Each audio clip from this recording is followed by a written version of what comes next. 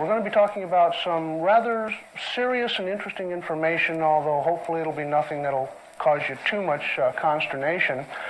What sort of sparked this particular line of study is, I don't know how many of you were aware of the gentleman from Indiana who came out and brought codicil and language to our attention, that the word label, as used on the 1040 form, means a testamentary instrument.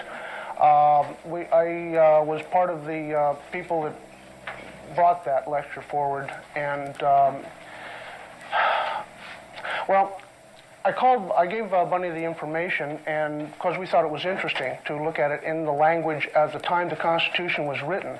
My personal study was, what is the Constitution in its noun form? Not what does it do, what is the thing? Of course, we've read Lysander Spooner and all the libertarian stuff that's come forward on it being a contract.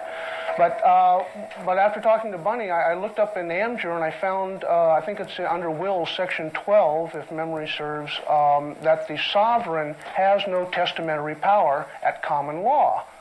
So that means that the Constitution could not be a will, according to the law at the time. And Bunny called me back, about 2 days later, and she said, Stan, guess what?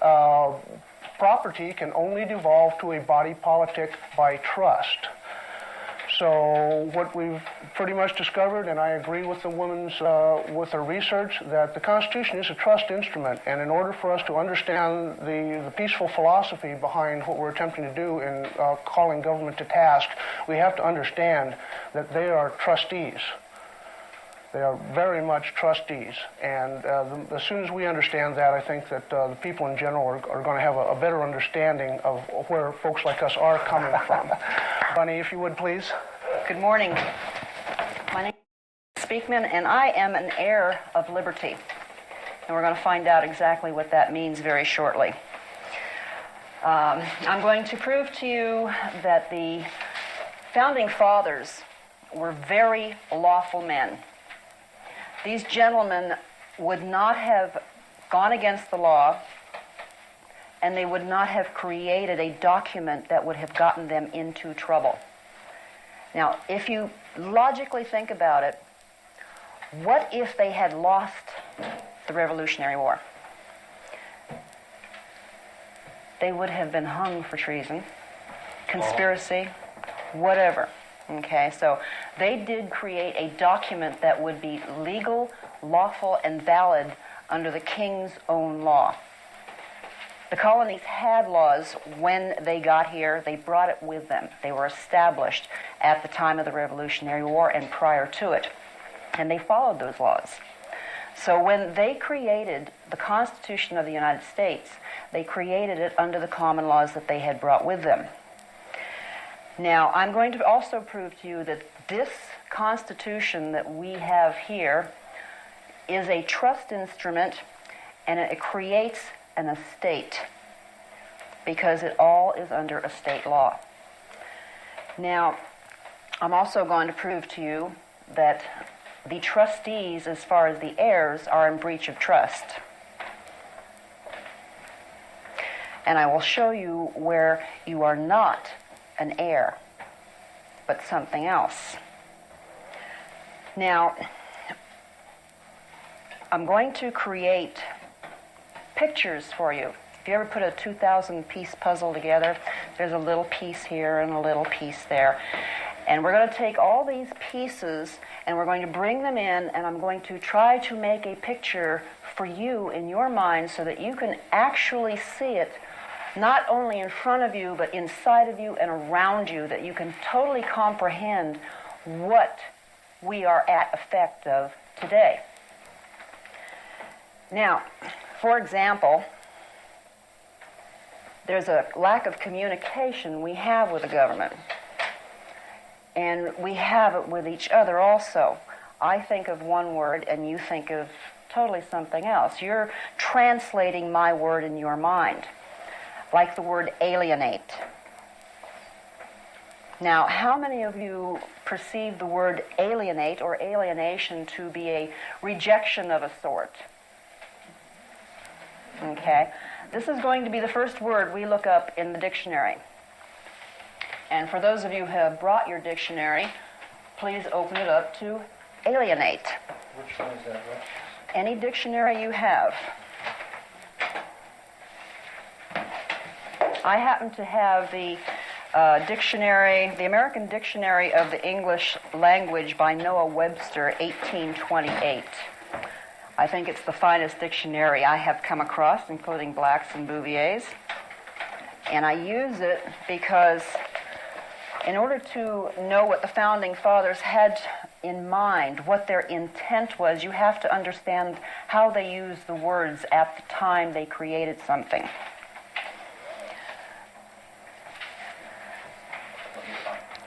Okay, I will read it. Alienate. To transfer title, property, or right to another, as to alienate lands or sovereignty. Transfer title. Okay? Under alienation, still we have a transfer of title or a legal conveyance of property to another. So there goes your communication. We now have set up a communication between each other. Have we not? More proper. Okay. Now alienation does not mean rejection. It means to transfer property, to sell, buy, do whatever you want to with it. Okay. Now, keep these things in mind as we go along, okay? Take whatever I tell you and put it up in a little pigeonhole so we can bring it down later. Now, there is in your pamphlets, in your booklets, a diagram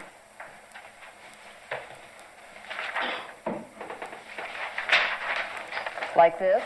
By the time we're finished with this class, lecture, whatever you want to call it, this diagram is going to be a living, breathing entity to you. It's going to be reality, I hope. If it's not, then I wouldn't have done my job. Now you will notice on the left side, this is the system according to me, On the left side, you see up the top Principles of Liberty, and the preamble, the articles, the amendments, down through Amendment 14.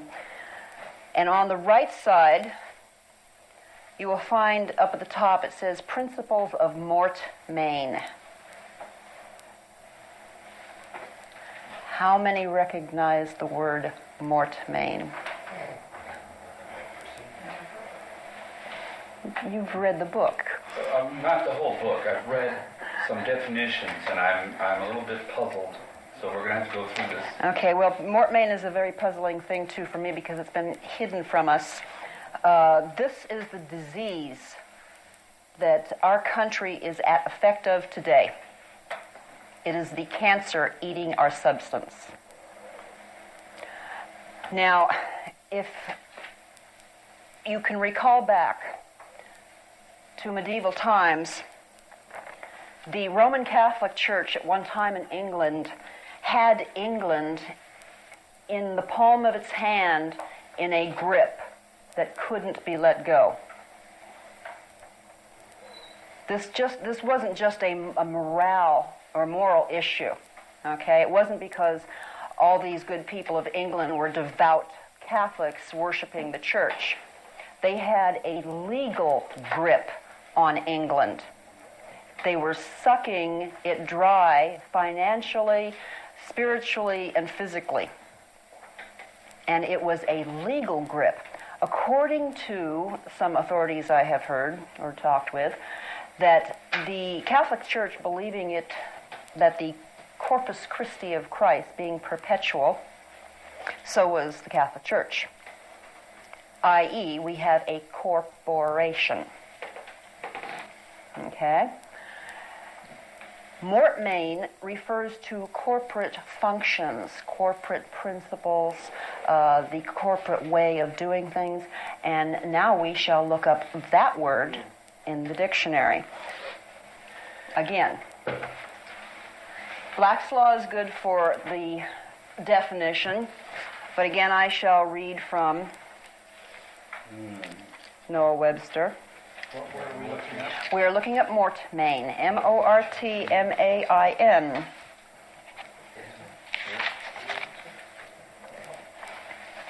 Mortmain. French, mort meaning dead and main meaning hand. In law, possession of lands or tenements in dead hands, or hands that cannot alienate.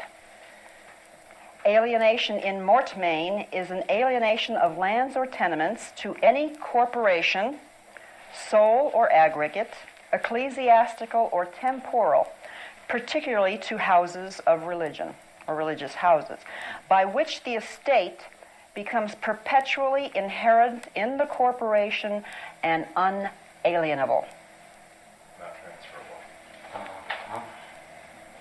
Mortmain, it means dead hands. Something is in dead hands. It is a death grip on this country. Death grip on this country, the same way it was in England in medieval times. It is the principle our government is working under and upon at this very moment. Henry VIII saw this. They all saw this. There were Mortmain Yeah. statutes. And now we're going to commence to go through the literature. Now, all this Mortmain, put it up here with alienation, okay? Because it's going to be coming up. Mortmain and Mortmain and Cyprus have destroyed our country. We'll get into Cyprus. I like to say Cypre because it's a French word and it sounds very elegant. Cypre. So when I say Cypre, it's C-Y-P-R-E-S-S, 2 words. Cyprus is the ability to change a trust. Okay? The authority, the ability, what such are. Now we're going to go to the preamble. I have the preamble sitting here right in front of you. And we'll be looking at that and going to the English laws. Now, the greatest document ever created was the Magna Carta, as far as I'm concerned. our Constitution today is literally our Magna Carta.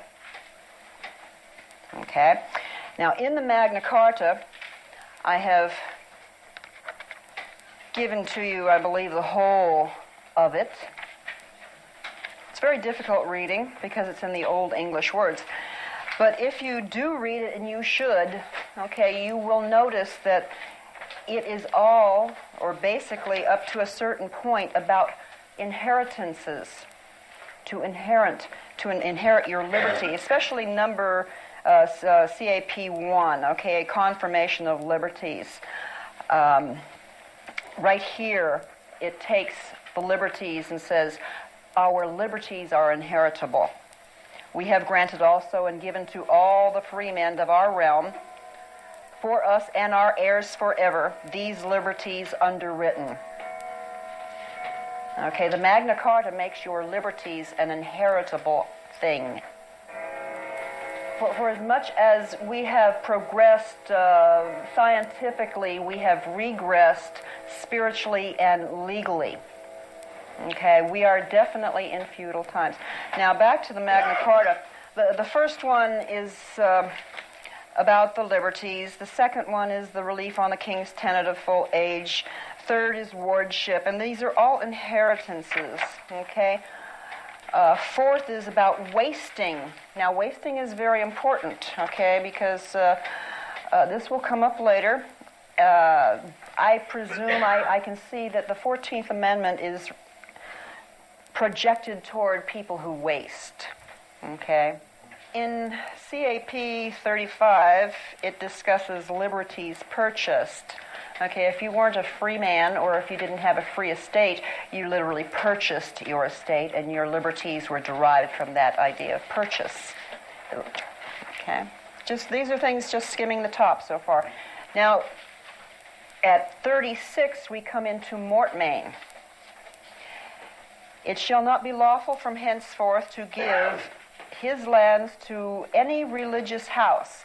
Now, the reason they had religious house, why they specifically were pointed at religious houses, because the Catholic Church was a corporation. Catholic Church, and I don't mean to knock or poo-poo the Catholic Church or any other religion, it just happens to be the way it was at the time. So, the Catholic Church was a corporation, and they were attempting to prevent it from sucking the wealth out of England. A person would die or was about to die, and he would bequeath his estate over to the Catholic Church for the saving of his immortal soul, leaving the heirs destitute or out on the street. So this was an attempt on their part to prevent that to the Catholic Church as a corporation, because it was in dead hands and they couldn't get it back. It kept revolving in dead hands. Okay? Quia emptors. I put this in there. You should probably read it at your leisure. It applies also. The next page is the Statute of Mortmain, 15 Richard II, 1391, Chapter 5. Again, they're trying to stop the eating of the corporate power from the country. Or am I saying that right? Do we get it? Okay. Now we're going to get in. If you have a question, please write it down so that at the end, after the taping, we can get back to the question, because I hopefully will answer anything that comes up and you can just scratch your question off. Well, this pertains to the Legacy 1, too. So do these references here match what's in Legacy 1? Most of them, yes. This is where I got Legacy 1 and Legacy 2. Okay. The Statute of Wills. Now, when the question was, when the question came up, just what is the Constitution, I had an inkling. I mean, someone gave me the input that, it had something to do with a will. There was will structure in it, so I started to, reading about wills, and it led me to the Statute of Wills.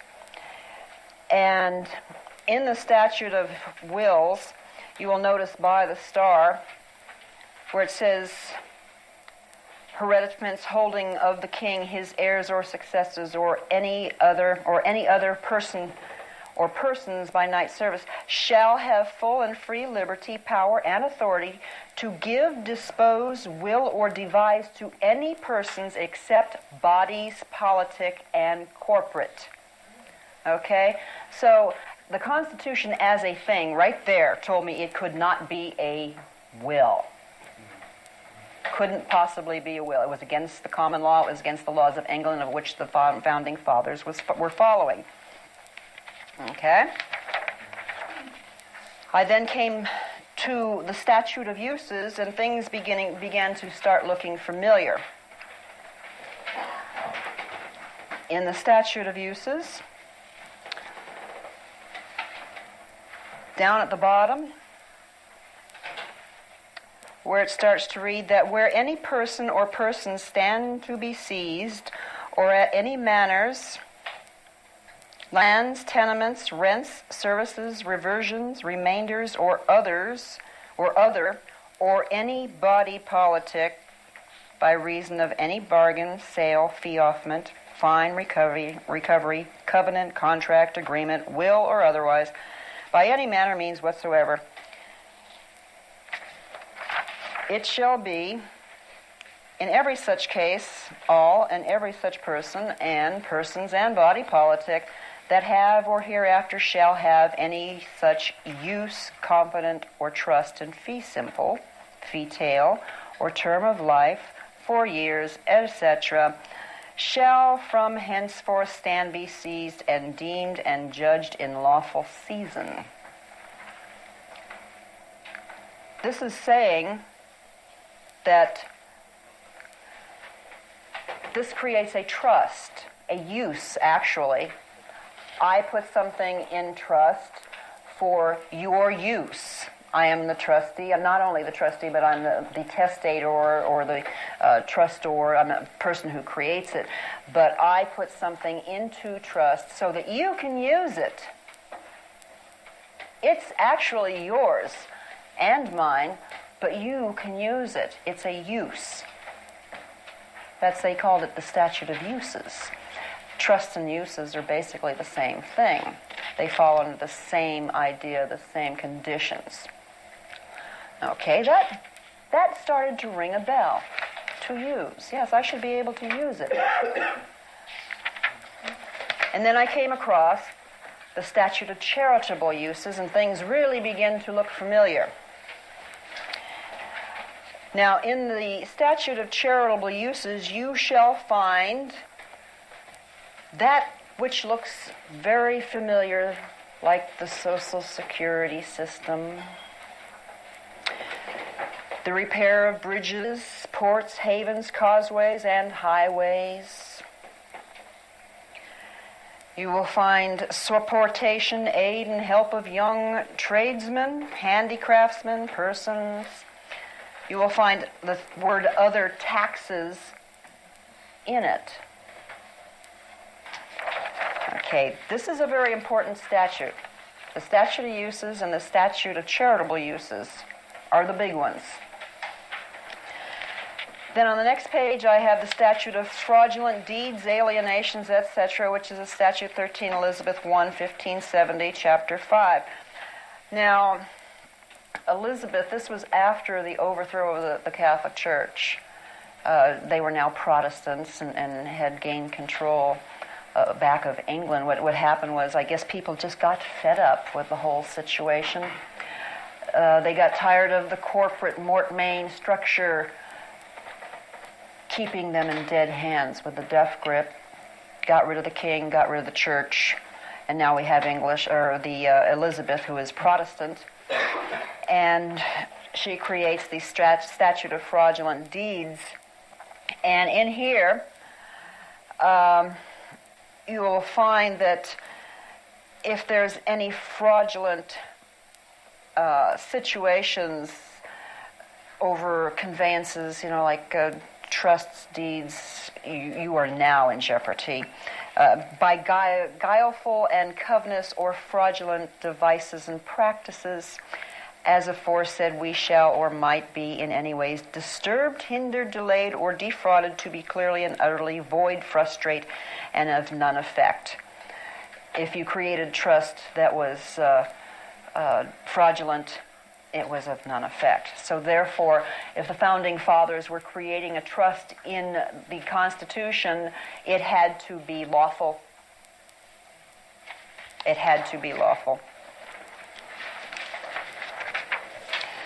We go again to the statute against collusive and fraudulent conveyances, which also upholds this thought and line of idea. Number 3 down in the first paragraph says, or else by any secret intent of the parties, the same to be their own proper use, and at their free disposition. Number 4, colored nevertheless by a feigned countenance and show of words and sentences as though the same were made bona fide for good causes.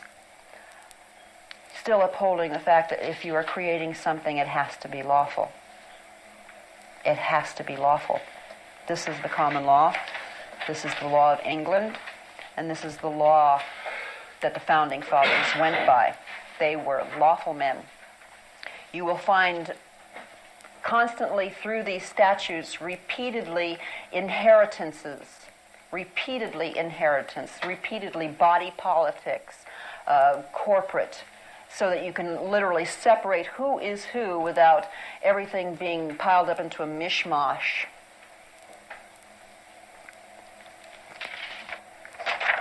We have the statute of frauds. It's a very important thing. We can't get to the statute of frauds when we go into court these days because the laws and the workings of the Mortmain government is not in its reach. It's not in its reach. We're going to show you how and why it's not in its reach. Okay? So when you go into a court saying, this is fraudulent, the judge sitting there going, no, I don't think so. No, because you can't get to the common law. You are barred. The little diagram I showed you, there is a bar going down between the two columns on the right and the left. There is a bar that goes down between the principles of liberties and the principles of Mortmain. We're literally stuck into Mortmain in dead hands. That's why we feel so frustrated when we go into court, knowing that there is justice somewhere, but we're not experiencing it, we're not feeling it, we don't see it, we don't get it, something's wrong. We are barred. We keep coming up against the steel wall. Now, in order for you to understand where the power lies, the power does not lie in the articles, nor does it lie in the amendments. The power lies in the preamble. It is the preamble that creates the estate. It is the preamble that creates the trust. It is the preamble who tells you who it is, or who it isn't, actually. Okay? You must understand what an estate is so that you can see it.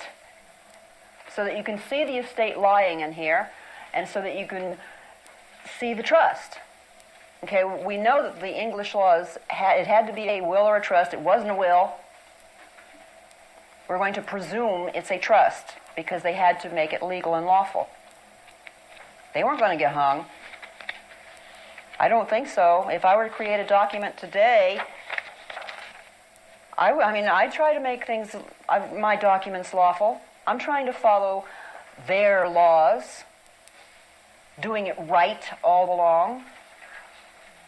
Okay, so they were no different than we are. And I am a lawful person. You're going to have to turn this one sideways. This that we're going to go into is a book written by an Associate Justice of the Supreme Court, Henry Baldwin, in 1837. It was published. And it's rather large. It's much larger than what I have given you. It's literally a book, and bless my friend who gave it to me, because she said, well, so-and-so says this, that, and the other, and it's found in here. And I said, oh, well, I'd like to read this. And when I read it, I said, well, so-and-so missed something. He missed on page 3. the first parts of these things.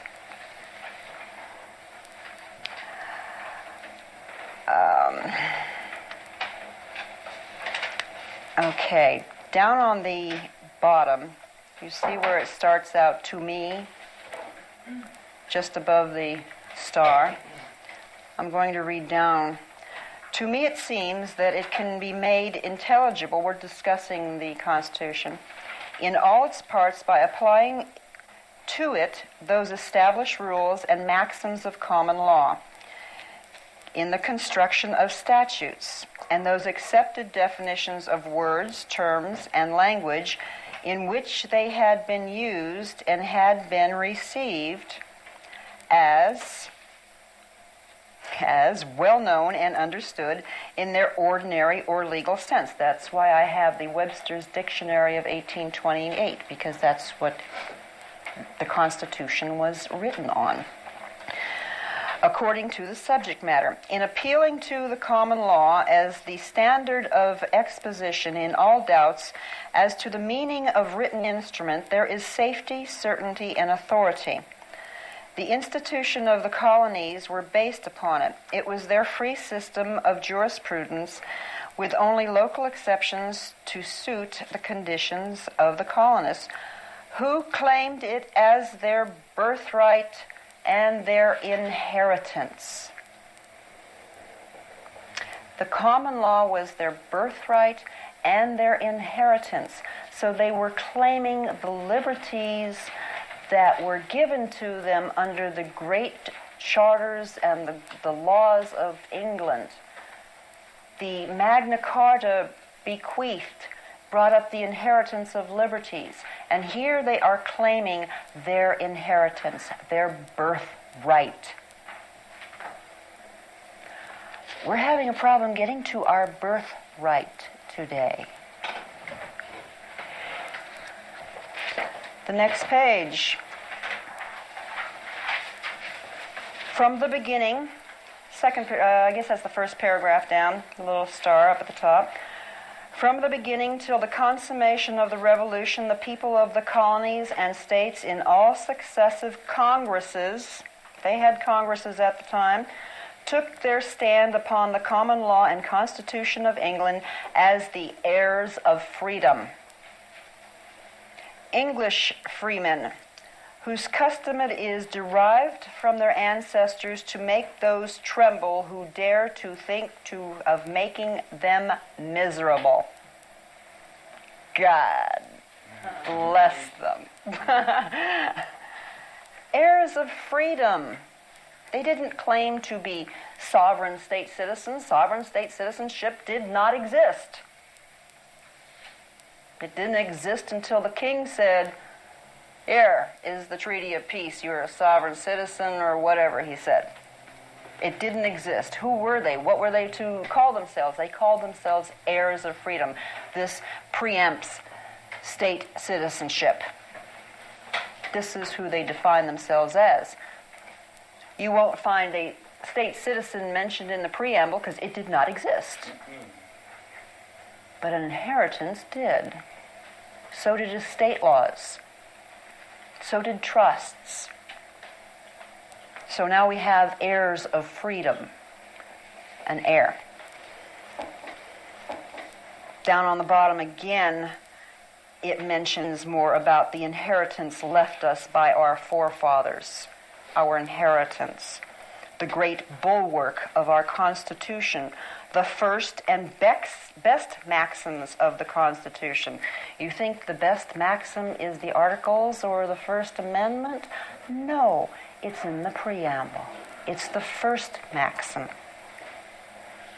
Venerable to Britons and Americans, whose forefathers participated in the rights and liberties they boasted of and conveyed the same fair inheritance to them. We have a conveyance.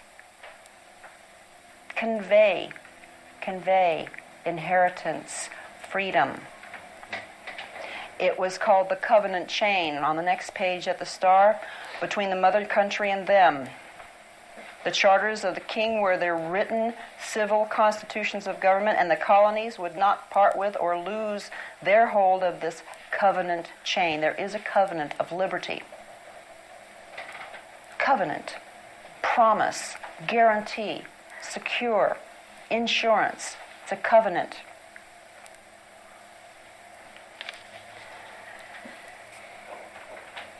Now, you should read this. It's very important. It's boring to read all of this. I've gone through book after document, sucking it all in, absorbing it, getting the picture. And I keep coming up with, and you should too, look for your inheritance. In today's laws, you'll find in, say, Amjor 2D, you'll read a sentence and you go, I don't get this, I don't understand it. Well, that's not talking about you. Guaranteed. When you understand the trust and the estate, then you can go and read something in Amjor and you will find yourself segregating everything because it has been commingled. Everything has been commingled, which is a no-no in trusts. Okay? Now, back to this. On the next page, which would be 6. Okay? And please don't laugh. There is a circular object. This is the seal of the Magna Carta. Okay? I said not laugh. Okay. That was you, wasn't it? I know. Okay, now, you will notice in here, let's see, where do I find that? To the journal, okay, to the journal published by their order. Now, we're talking about the Founding Fathers and their first journal of Congress, okay? To the journal published by their order and verified by the autograph of their secretary is prefixed in the title page a medallion of which the following is a facsimile. The medallion is the Magna Carta, the seal of Magna Carta on the first journal of Congress. The Magna Carta of England was the pedestal on which the column and cap of liberty was raised, supported by the 12 colonies assembled by their delegates, declaring, on this we rely, on this we shall defend. They are defending their inherent liberties as enumerated in the Magna Carta. They had written this. This was already written, but they were defending the Magna Carta because the Magna Carta is in here. You don't see it, but it's in there. They were defending it. They brought it down forward, and they were passing it on in the preamble. They created an estate of liberty, and it's sitting there in the preamble. Your liberty is an estate. There is page 10, second underlined section. I underline everything. It's for my posterity to find. Page 10, it says, now we're still discussing the Constitution by Mr. Baldwin. And he says that the Constitution, the intent by the framer was to endure for ages to come and designed to approach immortality. Now, it truly is. This is the finest document in the world. It is beautiful once you get to see the picture of it all. What the Founding Fathers left us was the finest estate in trust that this world has ever known. And through guile practices, we, the heirs of freedom, have literally had our estate stolen from us. Our inheritance, our liberty. It is an estate. Now, over on the right, you will see that the Constitution is a grant. Trusts, grants and trusts go in the same hand. They're hand in hand. A grant creates trust. It creates a use. Okay? Let's see, if there's the grant does not convey power which might be beneficial to the grantor if retained by himself, or which can move solely to the benefit of the grantee. Okay, the government says, well, this is a grant, they granted us power. Yes, we did. The people, the founding fathers granted them power. But the power that was granted was for them to work in a corporate structure and applied only to things that they owned or that which was ceded to them or granted to them. So under their corporate structure, they had to own it, have it ceded to them, or have it granted to them. And that's how the corporation worked. It worked on those things. Only those things.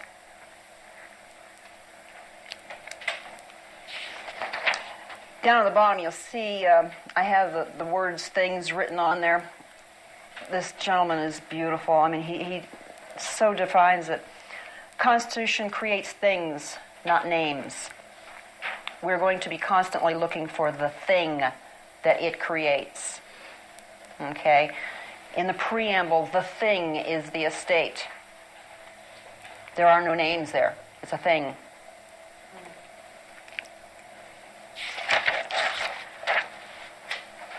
Okay, page 24.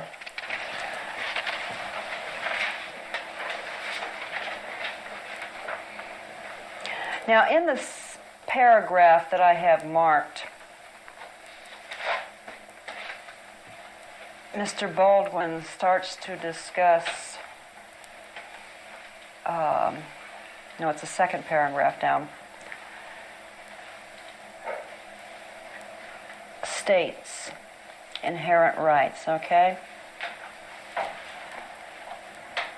This is the essence of supreme and sovereign power, which testifies that the ultimate absolute sovereignty is in the several states and the people thereof, who can do by inherent right and power anything in relation to the Constitution or change of government, except depriving a small state of equal suffrage in the Senate. Not in the United States or the people thereof as one nation or one people, who in their unity of character or power can do nothing either by inherent right or representation as a majority.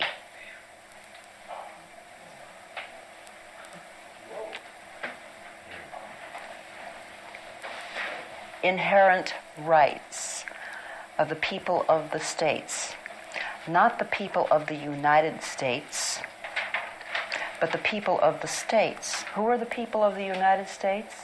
They are 14th Amendment citizens. 14th Amendment citizens have no inherent rights. Only the people of the states, the several states. God bless you, Mr. Baldwin. You're lovely. The features of the British and federal governments compared. Okay, down by the little arrows. The powers not delegated or prohibited being reserved to the states respectively or the people, none can exist by prerogative or inherent power in any branch of the government.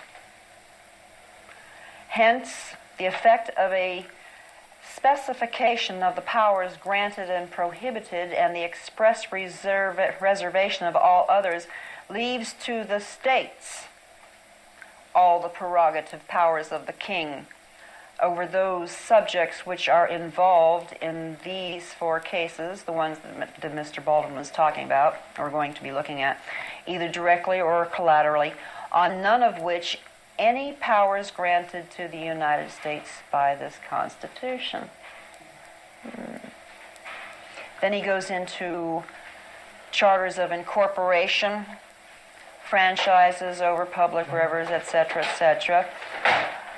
Now then he goes into descent, okay, and he says that the King of England we're discussing is a natural person on whom the crown descends by hereditary right as real estate does.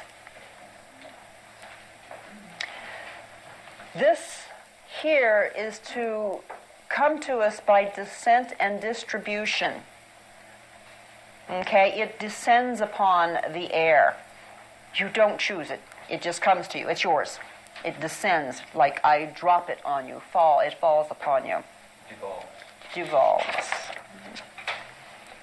We got to try to keep this simple. On page 56, Mr. Baldwin says, in other respects, the great features of both governments are the same. Both established by the people of the estates, E-S-T-A-T-E-S, of one, the states of the other. Each state or estate represented by their representatives in distinct bodies. Okay. Estates and state.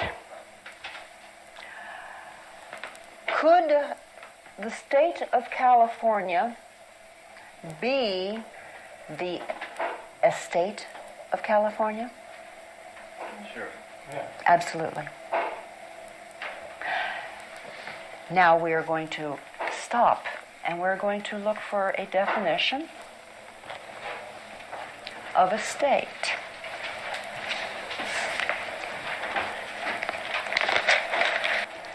A state, in Noah Webster's Dictionary of 1829, number 1, in a general sense, fixedness, a fixed condition, now generally written and pronounced S-T-A-T-E.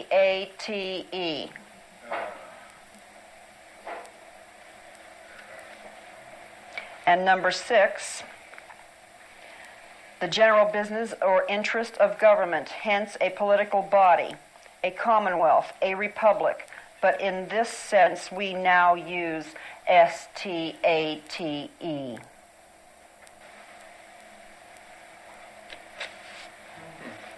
So here we have 13 colonies who are 13 estates, creating a document of estates, for the people of the estates. And when I say the word state from now on, it is going to mean to you estate, even if it's a capital S as compared to a small s, because there are separate estates. In reality, I perceive the capital S state to be a corporate function in Mortmain. Perceived. Oh, now we can go back. Okay. Okay, page 58, we go into the estates again. And Mr. Baldwin he goes into the estates of England, who they were, what their function was. And down at the marked section, the lords represented the two estates of the nobility and clergy. Okay, page 58.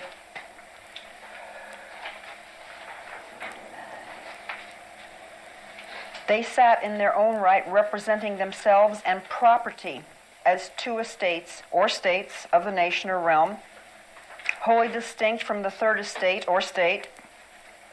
That estate was the whole body of the people, represented in the convention of the commons.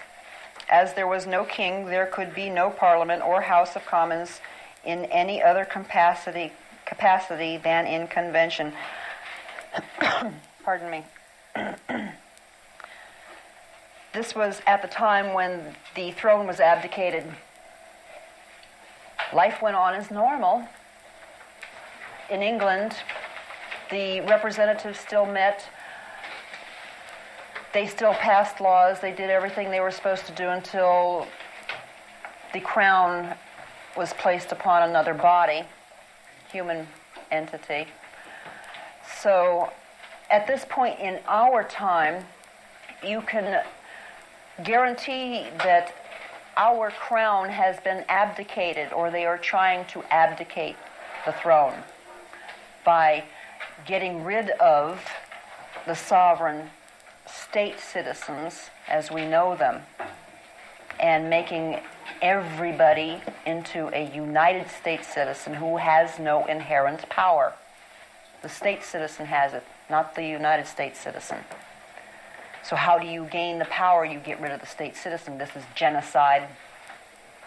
This is absolute genocide.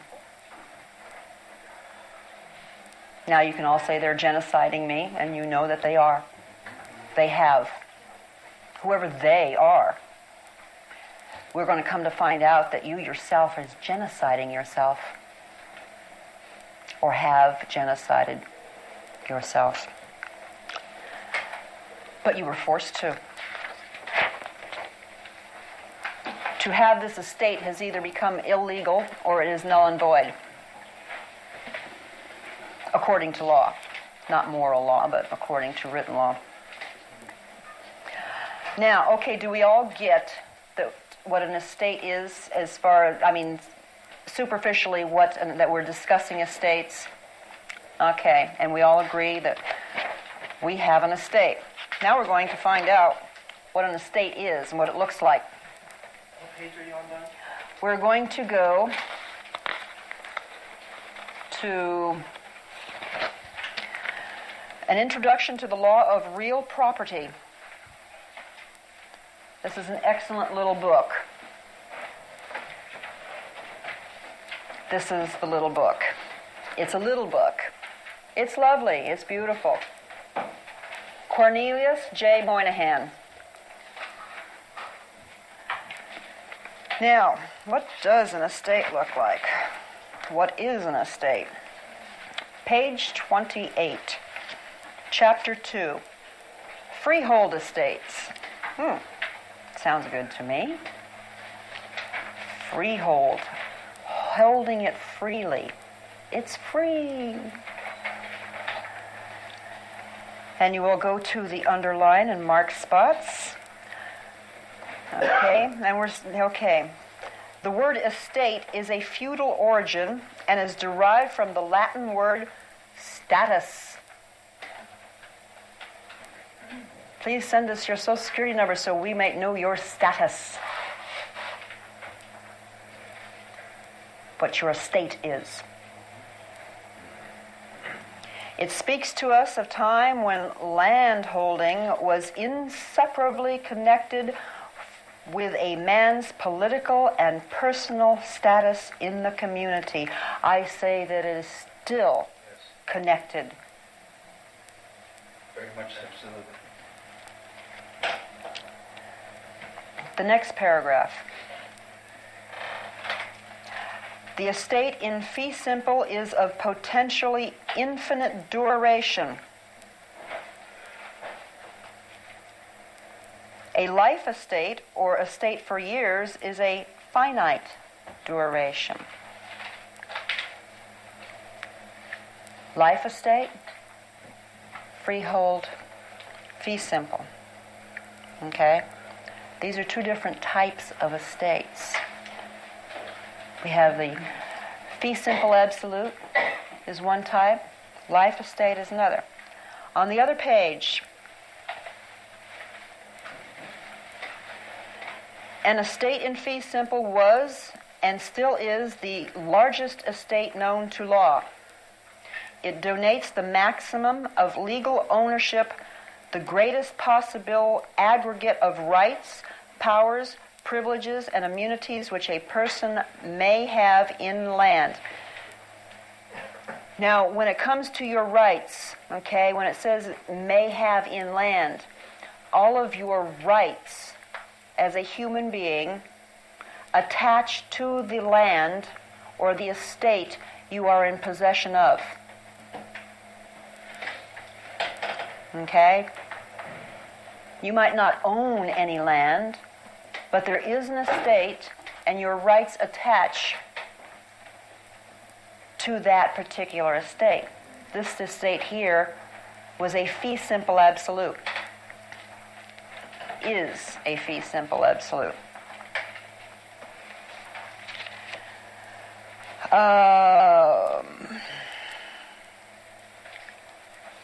Okay.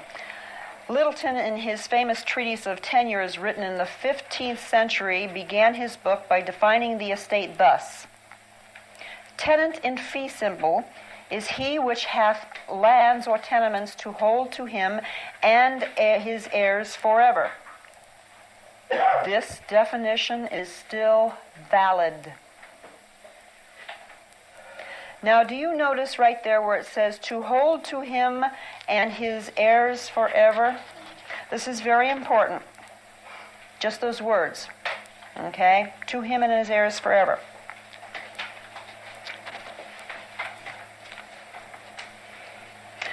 On the next page, you will see the statute of uses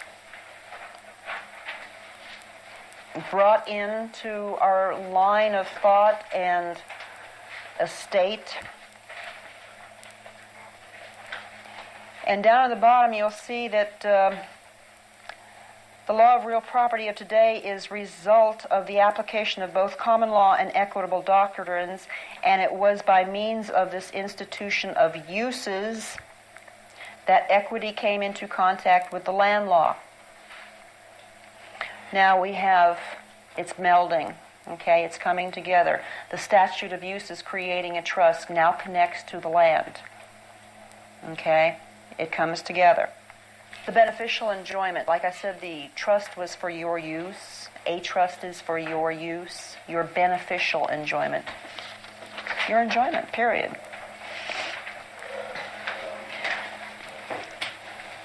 On page 219,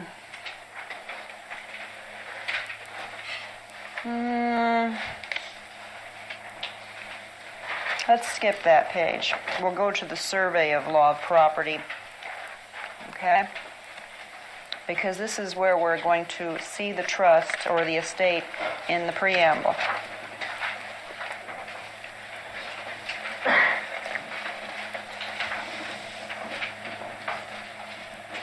And I wish this was a little clearer copy for you. I must apologize. Down in the paragraph that I start underlining, now, in law, when you have an object to convey, they don't use the person's name, okay? It's A, B, C, D, X, Y, Z represent a person, a human being.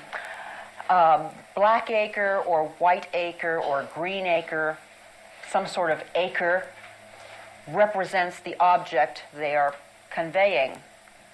Okay, so if I say A conveys black acre to B, I'm A, you're B, this is black acre. Okay, now we know that we're talking about people, who I am, who you are, and what I convey. A conveys. So in the paragraph below, okay, we're conveying a fee simple absolute in this paragraph. It was an estate in fee simple, which is the largest estate known to law. It donates the maximum of legal ownership, the greatest possible aggregate of rights, privileges, and powers and immunities. Again, we have said we go to rights. Okay, we're conveying rights. Everything is in the estate. Privileges, powers, and immunities which a person may have in land. Again, it attaches to the land. It is not separate from. It is of potentially infinite duration. By the year 1250, the words "and his heirs" had become the only ones by which a fee simple could be conveyed. The word be and his heirs meant be in fee simple without any qualification whatsoever. But the words be and fee simple used in a deed would give be only a life estate. Okay? The words in the deed had to be and his heirs. The words and his heirs used in a deed were construed as words of limitation. Limitation? Say what? Wrong. That is, they describe the quantum or size of the estate transferred to be. The size. It wasn't a restriction, a limitation. It was not the restriction. It was the size of the estate. Strange as it may seem, the word limitation is contrary to what you think it should be. It's the size.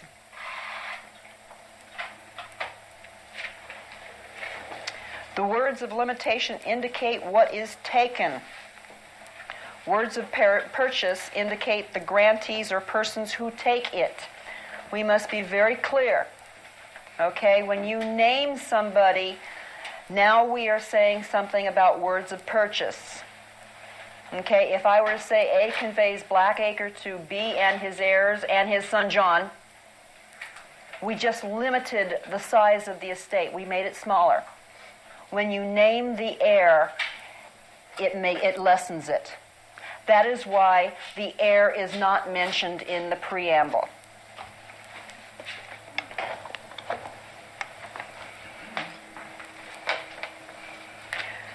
We the people,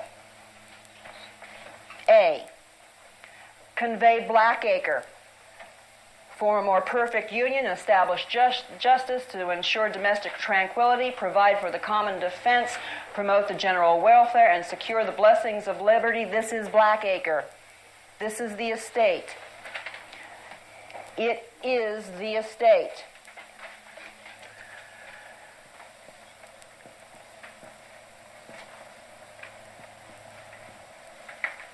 A conveys Blackacre to B and his heirs.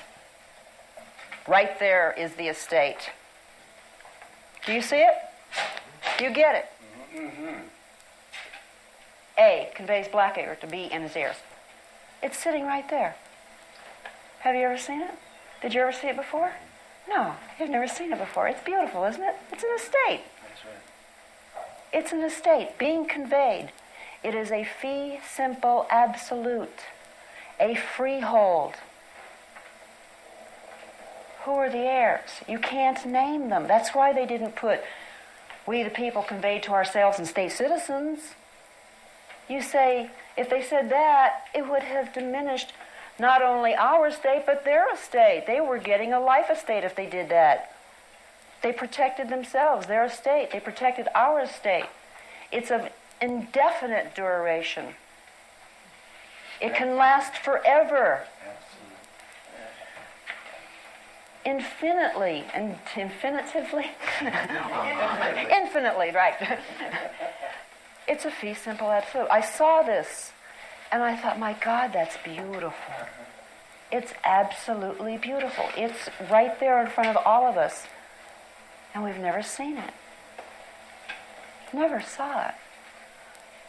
But why haven't we seen it? Could it be being kept from us?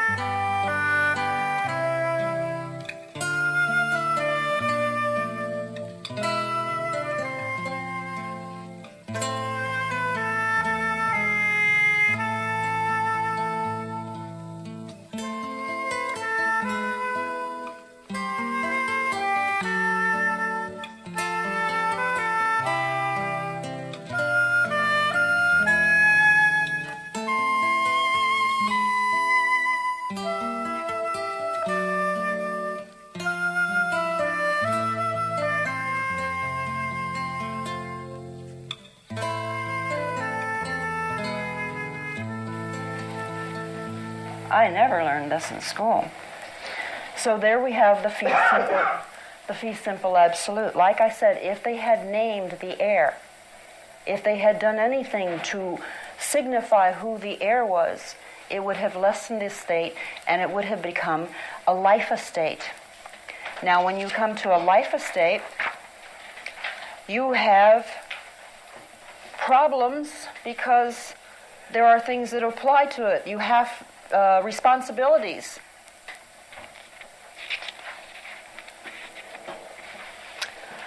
To continue on with the fee simple, you'll notice on page 8, I have a few things underlined, such as if, now we're discussing the heirs or the parties of the estate, and if he dies intestate without any heirs, lineal or collateral, the property escheated to the overlord in feudal days, and now would escheat to the state. The estate, B's estate, will last only as long as he has heirs. Therefore, we have the 14th Amendment getting rid of the heirs. The estate lasts only as long as there are heirs. That is why we hear from these offside routes that the preamble or the Constitution is outdated and outmoded. Yes, because they have gotten rid of the heirs and it is not valid anymore. Why should we keep it around? Let's get rid of it. I heard by word of mouth, I don't keep up with these things, that one of the people who ran for presidency last time wanted to have a constitutional convention. Well, if the throne has been abdicated, a constitutional convention is proper so that the throne can descend to something or someone else. Because we no longer need the Constitution as it is. It's outdated, isn't it? Well, you might think so, but I don't.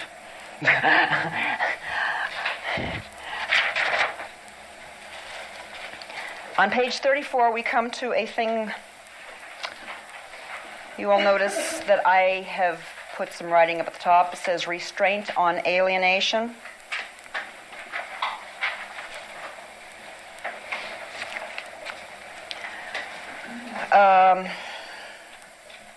Okay, case 40. A being the fee simple owner of Blackacre, executed his deed to B as grantee in the following words. I hereby grant Blackacre to B and his heirs, but upon the express condition that it shall not be competent for B to dispose of or alienate said Blackacre for a period of 5 years after he receives the title of such property.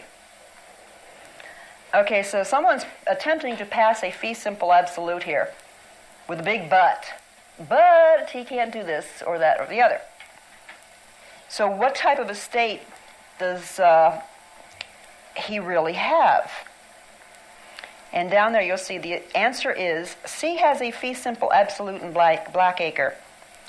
This question does not involve either a determinal fee simple or a fee simple on conditions subsequent, for no intention appears on the face of the deed. Here is a fee simple estate vested in B. The grantor then attempts to impose upon the grantee, B, a restraint on his power to alienate or dispose of the fee simple estate. Is such restraint valid? The answer is an unequivocal no. You have no power, no right to restrain a fee simple absolute in any way, shape, or form. You can put no conditions on it. Restraint on alienation. Pigeonhole that word. Because at this time, your Social Security number is a restraint on alienation to that estate. Okay, let's see. Get the page on, buddy? I am now on page 79. We're going into freehold estates still. An estate of freehold is an estate of indeterminate duration other than an estate at will or by sufferance. Again, it says so, indeterminate duration. This is what makes the Constitution infinite, to last for all ages, for all societies. Okay, this makes it immortal. It's beautiful. It is an immortal thing. It's there.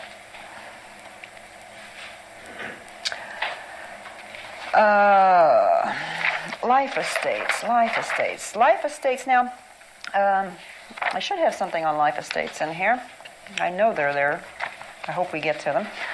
But we're going to throw something in on life estates. When you get to life estates, we have conditions on estates, okay? You can no longer waste. In a freehold estate, the fee simple absolute, the heir or the posterity, the person who has the estate, they can waste any portion of it they want. They can burn it, shred it, throw it away, give it away, anything they want. That's waste, okay?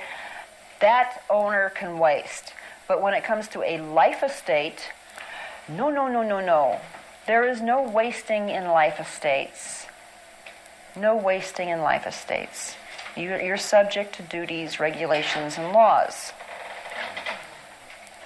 Wonder what kind of estate the 14th Amendment is.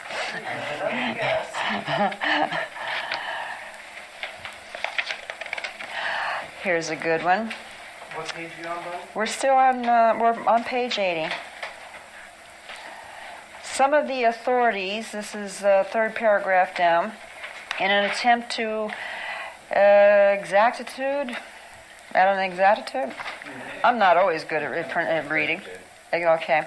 Have employed the term fee simple absolute in such a case or in such a way as to set it off as a distinct legal concept. Totally new concept. Thus, it has been stated that an estate in fee simple absolute means a perfect title. It is the entire and absolute interest and property in the land. Interest in the land. Your rights and duties to it are an interest in that. You have no duties, though, in a fee simple absolute, so your privileges, immunities, or everything is an interest in the estate. Difficult to pay.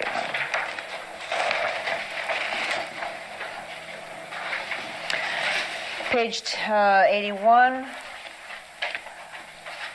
second sentence. There can be only one estate in fee simple to a particular tract of land. It is an estate of inheritance unlimited in duration, descendable to all the heirs of the owner alike to the remotest generations. And aside from the fact that it may be created so as to be defeasible and subject to executory limitations, or granted or devised subject to a condition subsequent, it is with respect to its duration and enjoyment as an interest in property clear of any qualification or condition. It has been defined as an estate of perpetuity, confining an unlimited power of alienation, that or than which no person is capable of having a greater interest. And down at the bottom in the footnote, you will see that an estate which must be a fee simple is absolute, complete, and self-sufficient. An estate which must be nourished or kept alive by the grantee is obviously conditional or qualified or limited. This element of insecurity implicit in the grant impairs the totality and permanency of the estate, and such an estate is not a fee simple. Insecurity? Are you feeling insecurity with your estate?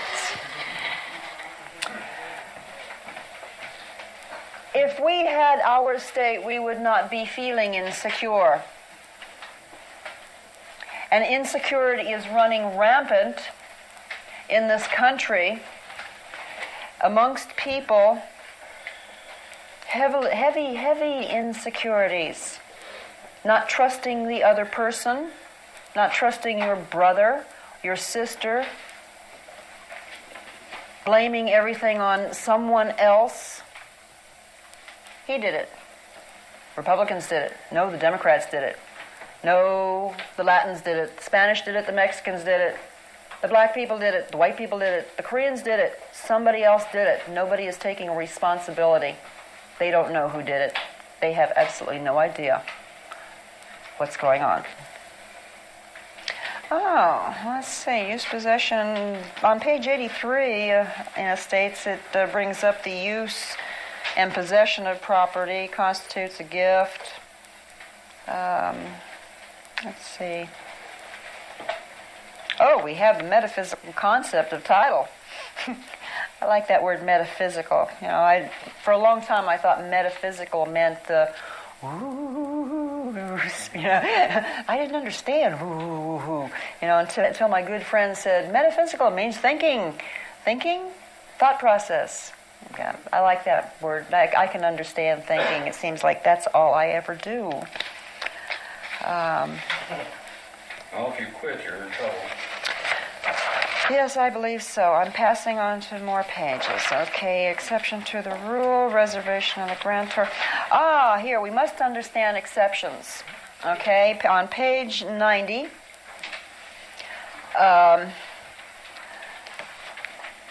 the common law rule requiring words of inheritance in a conveyance to pass a fee simple was subject to many well-established exceptions.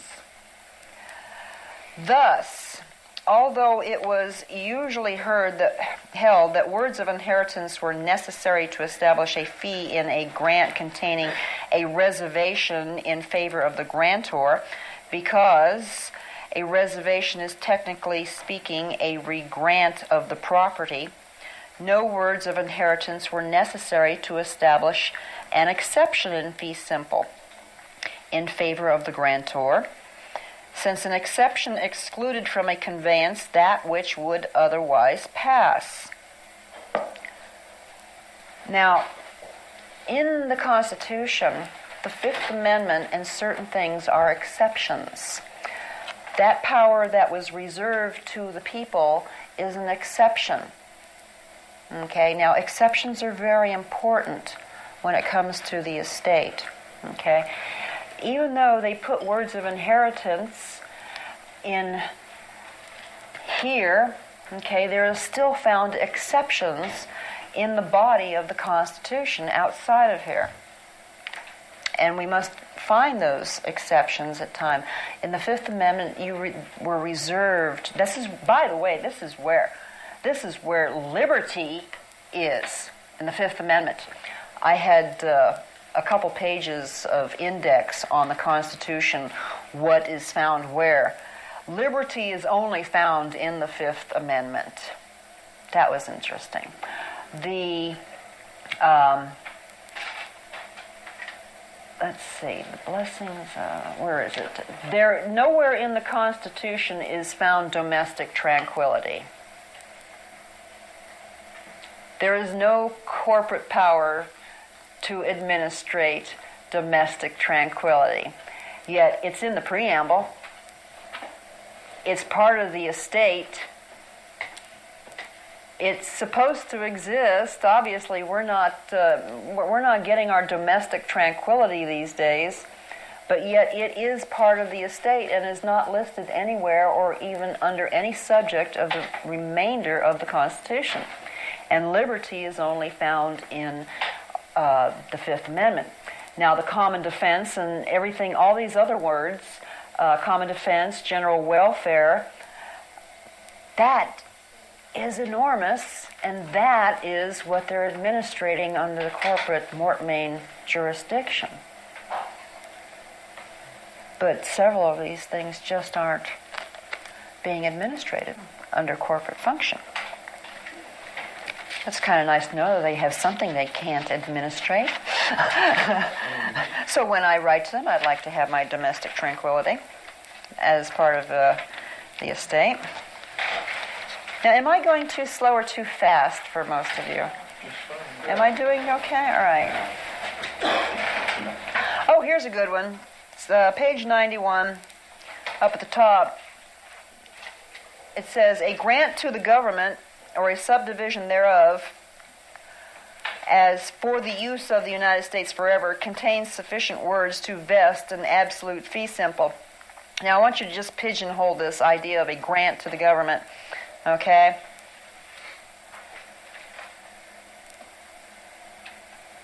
In the United States, the common law rule requiring words of inheritance and a conveyance to pass a fee simple has never been applied to a conveyance to a trustee. The estate taken by a trustee is measured by the duties he is required to perform. Like the articles. And the exigencies of the trust, and not by the presence or absence of words of inheritance. But yet there they are, still there. Hence, in any particular grant to a trustee of a fee simple title is necessary to the performance of the trust, a fee simple passes even though the word heirs was not used in the conveyance. Contrary rule is obtained in England, however. So the articles are the duties of the trustees in this estate. Supposed to have gold and silver, all those good things, as money. That's a duty of the trustee. Very interesting. Gold and silver is the trust fund, the money. Okay, if that's the money in this estate, what is a Federal Reserve note? Who is a Federal Reserve note for? 14th Amendment. Yeah, but that's a name. What's the thing? It's a note. We're looking for the things that the Constitution creates, not the name. 14th Amendment is another estate. It's a separate estate. It is a life estate. It is an estate created under the estate. If I own a fee simple absolute big chunk of land and I wanted to maintain control of half of it or 3/4 of it, and yet give maybe a quarter, sell a quarter, convey a quarter to someone else, but still get it back, I'd create a different estate, a life estate. You can have that estate until such and such time, and if you die or the conditions aren't met, I get it back. So I create another estate. That's what's happened. Another estate has been created.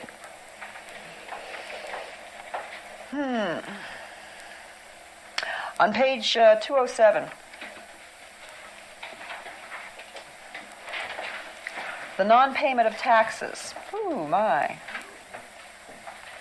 Now we're discussing a life tenant here. The mere refusal of the life tenant to pay taxes is not where there has been no actual sale for taxes, a ground for forfeiture of the life estate at the suit of the remainderman. Next underlined portion. Under some statutes, non-payment of taxes by a life tenant is regarded as committing waste, justifying forfeiture of his estate. Well, they're not going to have you forfeit your 14th Amendment estate, so they just put you in jail. You've committed waste, now you're subject to certain laws and conditions. Okay, as a 14th Amendment citizen, a life tenant, you're committing waste. That's against law. Even in old common law, it was against the law. So you see, we're at the common law, but yet we can't get to the common law. It's a paradox. The common law we want to get to is up here, way up here, but yet we're still at the effect of the common law because it's still hovering over us. They've just diminished our estates and we didn't know about it. Have not been informed. full disclosure did not take place. If it did, certainly wasn't in my civics class. Now, under life estates, there are remainders, okay? If I have a home in a life estate, I have to keep that home up in good condition for the remainders, whoever buys it, whoever gets it after me. A frequently stated rule on page 220, a frequently stated rule is that the remainder must be created by the same instrument which creates the life estate in the ancestor in order for the rule of Shelley's case to apply. Now, the rule of Shelley's case is long and drawn out, but it's a highly important rule. Under this rule, a will and codicil are considered one and the same instrument. Okay? It has been stated that the limitation to the heirs may be made by a power of appointment contained in the same instrument. So the rule in Shelley's case is important, and I'm not going to go into it because we have right here quite a bit to go through without going into everything I read and learned. Now we're getting to the point of codicil and will. Okay, all of a sudden that has popped up into our little picture. We're not quite sure where it fits, or even if it does fit, it might belong to some other puzzle, so we're going to sit it over here temporarily. And now we come to American Jurisprudence 2D, which is volume 23, Dedication to Desertion and Non-Support. But we're going to be looking up deeds. We're going to find out what a deed is. You see, all of these things that are very important when we're looking at a trust, at a use, we have to look at what is a will, what is a trust, what is a deed, because deeds start coming in, and so do grants, and so that everything can come into proper perspective. Okay, so in deeds, what if I was wrong? What if this was a deed? Actually, it is. Okay, it is a trust. It all comes in. Up at the top here, grant is a synonym of conveyance. Do you remember back when Mr. Baldwin said it was a grant? Can you let us know what page you're on? 82. 82. You missed that one. Remember Mr. Baldwin, the Justice Baldwin, said that the Constitution was a grant? I do believe I read that. Right here in deeds, it says, grant is a synonym of conveyance. So now Blackacre has been conveyed. We now know it is a grant. Okay, and we find this under deeds, so obviously it is a trust deed. Doesn't have to be, but it is. This is very flexible, folks, unlike the law we know today. You know, we can take the word deed out and still say this is a trust without the word deed in there. Somebody brings a grant in, okay, it's a grant too. Yes, it's a trust, it's a deed. There are things that it is not. But there are many things that it is.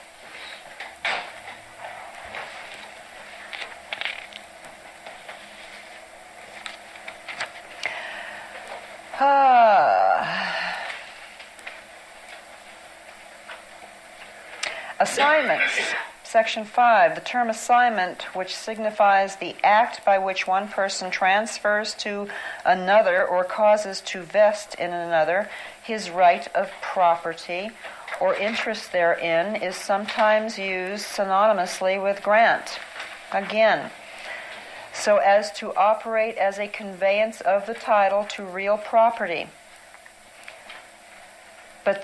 but is ordinarily limited in its application to the transfer of intangible rights, including those in action and rights in or connected with property, as distinguished from the property itself.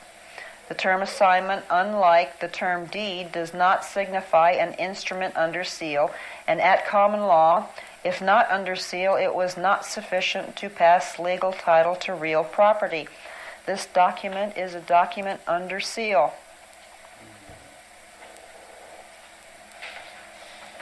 Oh, then we have mention of wills down at the bottom on page 83. Under deeds in Amjor, we have wills. Okay? Whether an instrument is a deed or a will depends primarily on its operation and not on its form or manner of execution. The essential characteristic of a testamentary interest is that it operates only upon and by reason of the death of the maker. During his lifetime, it is ambulatory and revocable. Hence, the maker, by its execution parts with no right and divests himself of no oh God, this is getting different. Modicum. Modicum, how do you pronounce that word? Modicum? Modicum? Modicum. Modicum, okay. Of his estate. I see, I'm not all-knowing. Even though you might think I am. After you know what I know, you're going to be a know-it-all too. It is fundamental, on the other hand, in order that an instrument may be operative as a deed, that it pass a present interest, although it is not necessary that the grantee take a present estate in the property conveyed accordingly. This is defining deeds and wills. On the operation, what was the primary operation of the Constitution? Besides, the Founding Fathers did not have testamentary capacity. The Statute of Wills says that. But now we're segueing into, we're bringing in a little bit of will stuff because we're going to find out that the 14th Amendment creates a codicil. It is a codicil. The Founding Fathers are obviously dead, folks. They must be dead because everybody is taking under a codicil and looks like a will part of our document. It's segued. They must have died. We're going to find out that the 14th Amendment is you make an election to literally take under a will. Page 90. Deeds are traditionally regarded as consisting of a number of formal parts. The first of which is known as the premise.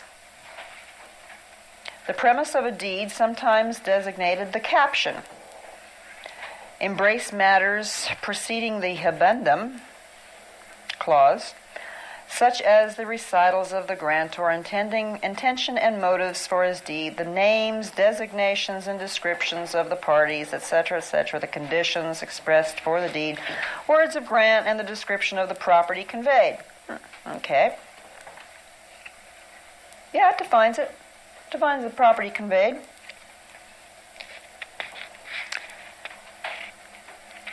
The Constitution appears to have a habendum and all these things that are in deeds.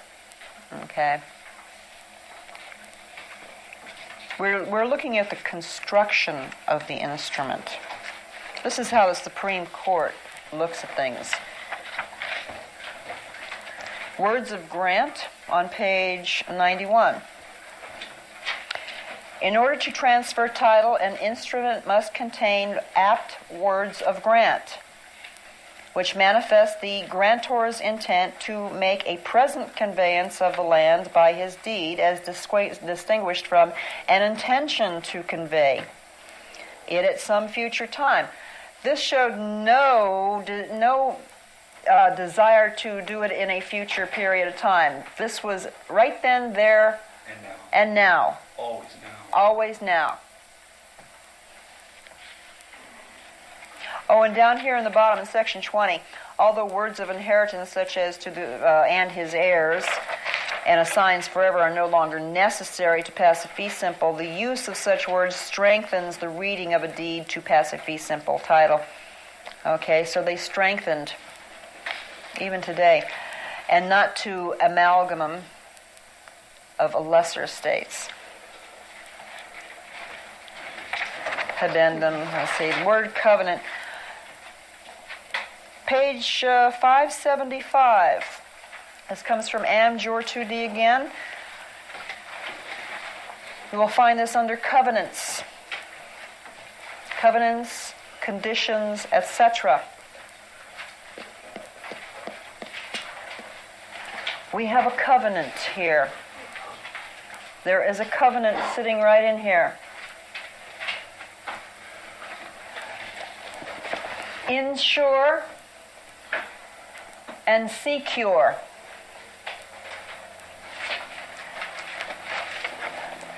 Those words are words of guarantee, insurance.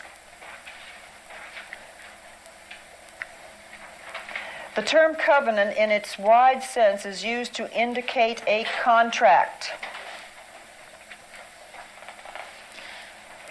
while the more specific application of the term imports an agreement deduced to writing and duly executed, whereby one or more of the parties named therein engages that a named act is already performed or is to be performed sometime in the future. A covenant may also call for the performance or non-performance of some specified duty, and may constitute an agreement to do or not to do a particular act. Is that in the Constitution? Yes. We have a covenant. That's a moral obligation. The term covenant is now used primarily in connection with promises, in conveyances or other instruments pertaining to real estate. You know, it says now, but not then.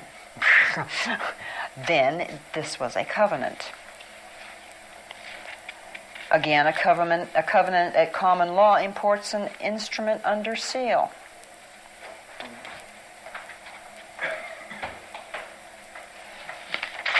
We have a covenant. Duration of covenant on the next page, 577 of Amjor. A covenant is therefore extinguished when the estate ceases. We are in imminent danger. Wouldn't you say so? This is still on the books. It's still in black and white. It has not openly been repealed.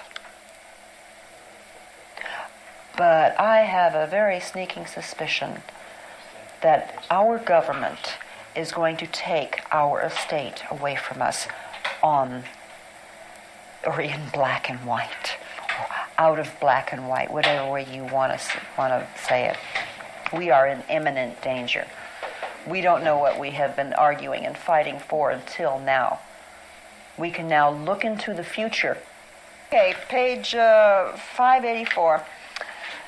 Let's see, second sentence. A covenant is viewed as implied in nature when its existence is inferred by legal construction from the use of certain words and phrases.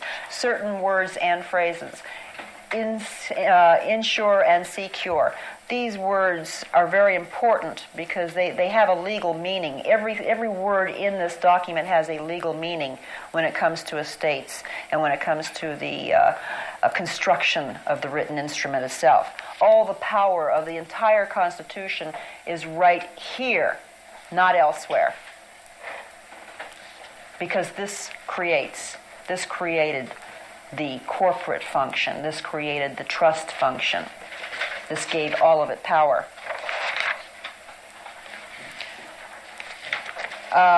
Page 585, second paragraph for, let's see.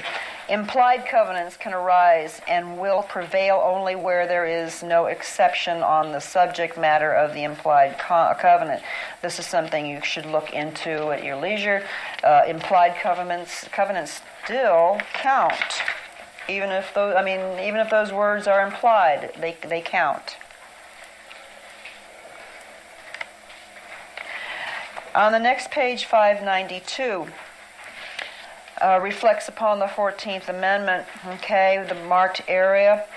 At common law, no person may claim the benefit of any covenant or condition except where he is a party or privy thereto. As a 14th Amendment citizen, you are not party or privy there to this estate, so therefore you cannot claim the covenant. You are barred from it. Are you getting to understand why we're having a little frustration in court? We're having a lot of distress. Page 594, section 23 of covenants. The benefit of a covenant that runs with the land descends to the heirs, and they, as well as devisees and covenantees, are entitled to enforce such a covenant unless an evident intention is manifest to confine it to the covenantee. In the event a real covenant is breached, then it descends to the heirs. The latter may institute appropriate legal action to recover damages for such breach. However, if the covenant is personal, it remains with the covenantee or his executor or administrator. It does not descend to the heir. Try to go through this. On page 617 of Covenants and Condition, 20 M. Jur. 2D, section 45, breach of covenants generally. The broad rule is that a covenant or condition is broken by any single omission of duty or any act that contravenes the provisions of the agreement entered into between the parties. We have a breach of covenant. This is what we entered into, and it has now been broken by many acts of omission and duties toward this covenant. Not toward the 14th Amendment, but toward this specific one. Page 629, we're discussing paramount titles. This is a paramount title, okay? 14th Amendment citizenship is in a state of inferior title. We're going to find that out. The mere existence of a paramount title which has never been asserted generally does not amount to a constructive eviction.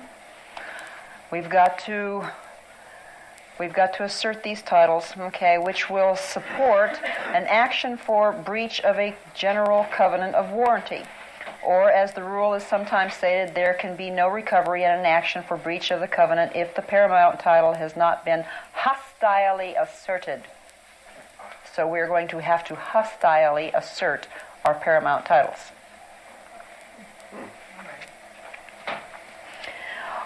Section 59, where the paramount title is in a governmental entity.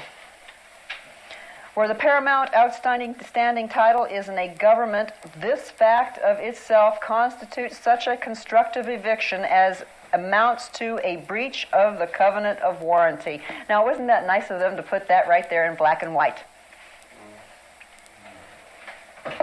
So they have breached the covenant, and they have breached the covenant of warranty, evicting us. We're just going to have to go back and assert our titles again. A grantee by warranty deed executed by a private person to lands owned by the United States cannot take possession without becoming a wrongdoer. Here's your allodial titles. And hence his right of action accrues immediately to recover for a breach of this warranty, and is not dependent on eviction or any future event, but under a statute providing that a warranty in actual possession of the premises conveyed shall have no right of action on a covenant of warranty until the party threatening the warranty's possession shall have commenced an action to obtain possession. We'll stop right there. Okay, so this is all about the breach of warranties and the covenants. Now, the next section is wills, but before I get to that, I want to read a definition out of Webster's 1828 dictionary of fee simple. Okay, because the question has arisen, fee was feudal, etc., and that it wasn't an allodial title. Okay. We'll skip some of this. Let's see. It's deduced from Saxon cattle property and fee, or primarily a loan of land, an estate in trust. Fee simple absolute, an estate in trust, granted by a prince or lord to be held by the grantee on condition of personal service or other condition. I'm not too sure what the conditions are on the estate here that we have. And if the grantee or tenant failed to perform the conditions, the land reverted to the lord or donor, called the landlord or the landlord. In America, where lands are not generally held of a superior, a fee or fee simple is an estate in which the owner has the whole property without any condition annexed to the tenure. In the United States, an estate in fee or fee simple is what is called in English law an allodial estate, an estate held by a person in his own right and descendable to the heirs in general. So a fee simple absolute in the United States is allodial title. We're now going to discussion on wills, because like I said, I was looking to find out what was the Constitution. And the question had come up about the question had come up about what was a 1040? Was it a will? And I have to say I don't believe so. But in researching it, I found a lot of interesting things on wills, so we're going to go into that. Pardon me. Okay, page 275 of 79 Amjur 2D on wills.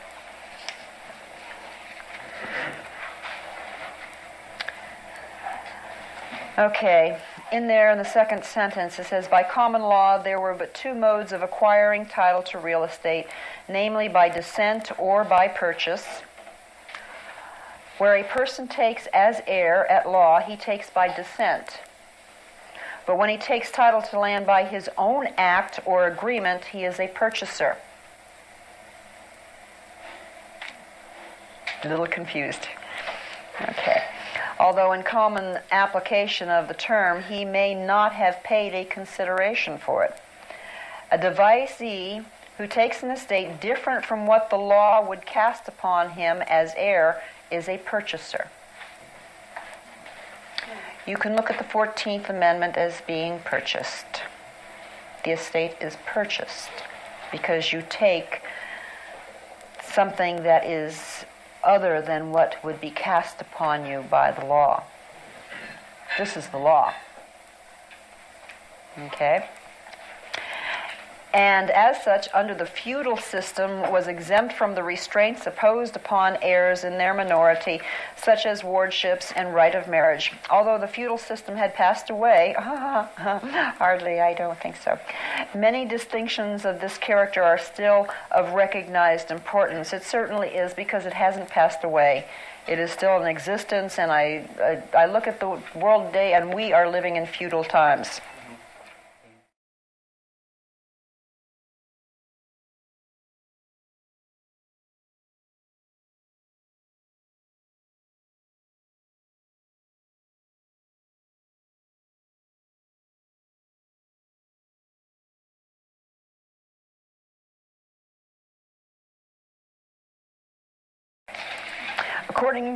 Accordingly, the doctrine of common law, even after the passage of enabling statutes, was that a will was in the nature of a conveyance, declaring the uses, purchase and not by descent. So if your father leaves you something in his will and you take it, you did not inherit it. You purchased it. Legally, you purchased it. You did not inherit. If he did not leave a will and you got his estate, then you inherited it. It fell upon you by descent and distribution. Otherwise, you purchased your estate. Just that simple. Can't get around it.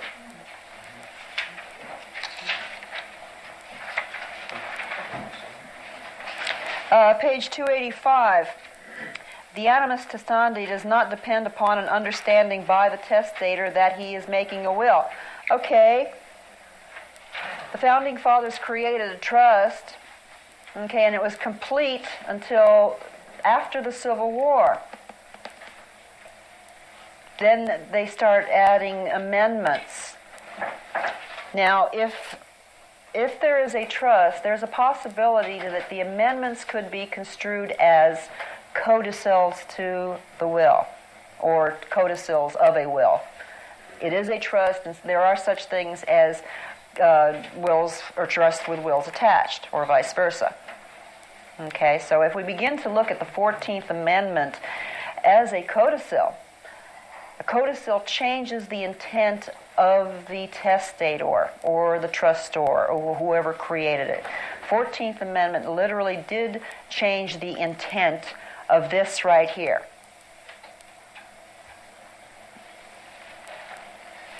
And they didn't have to know they were making a will, as this little paragraph says. The fact that the testator did not intend the language to operate as a codicil is immaterial on the question whether the instrument is in fact a codicil. Okay? So now we're going to start looking at the 14th Amendment as the codicil. Page 297 brings up the idea or thought of an instrument of dual character. Okay? Down toward the bottom it says, an instrument in writing may be a contract respecting property in one part and testamentary in another part in relation to other and distinct property. Here we have a definition and description of this estate as compared to the estate that we're going to see the 14th Amendment create.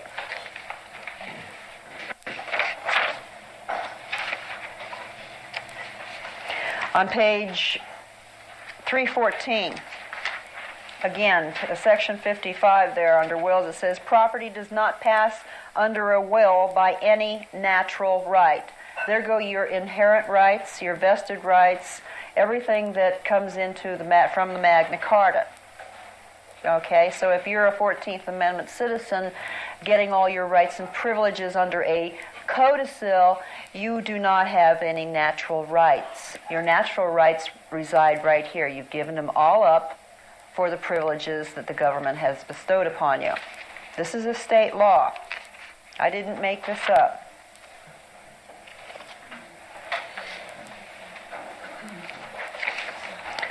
In these pages that you have, when you go through them at your leisure, you'll see that I have encircled or bracketed the footnotes. And a lot of these footnotes have some wonderful things to say or to look up that relate back to the paragraph. So study these intensely. Really get into it, because there's more here than what I'm giving you. And even what I'm giving you, there is a world more. I couldn't include everything in this lecture. Okay, but I figured this is the bare necessities for you to have and understand, and from here you can branch out. And if you get a letter from the whoever, the FTB, the State Board of Equalization, or the IRS, if you stay focused on your estate instead of them sucking you into the regulations that are established under the 14th Amendment for that particular estate, hopefully you will feel much better. Instead of arguing their argument, you will be arguing yours. At least I find that to be of value. If the testator intended to make an entire disposition of his property in substitution of that made by a prior will, he probably would have proceeded to make a new will rather than a codicil. Okay, so that applies to the Constitution.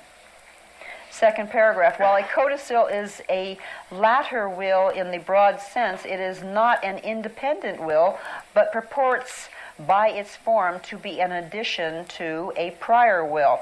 Okay, so we're looking at the Constitution now and say, okay, the original form was a prior will. Now we're adding the 14th Amendment as a codicil, changing the intent. Several clauses of the two instruments should, if possible, be harmonized so as to give effect to every portion of each instrument. Now we're separating things, okay? We're separating the two estates. They both have to coincide, truly, okay? Because the 14th Amendment is one state, but it comes from this estate. But in our minds, we have to separate them so that we can tell the difference. Okay, and in our separation, they still have to mesh perfectly. That's why there is no conflict of law. Okay, their estate and our estate are in complete agreement. Should be. On the next page, 651, section 532, where codicil is clearly inconsistent with will, where it is found that a will and the codicil thereto contain repugnant bequests of the two bequests, the one contained in the codicil shall stand. That's nauseating, isn't it? A codicil plainly inconsistent with provisions of the will operates to the extent of the inconsistency as a revocation of the will, even in the absence of any expressed words of revocation.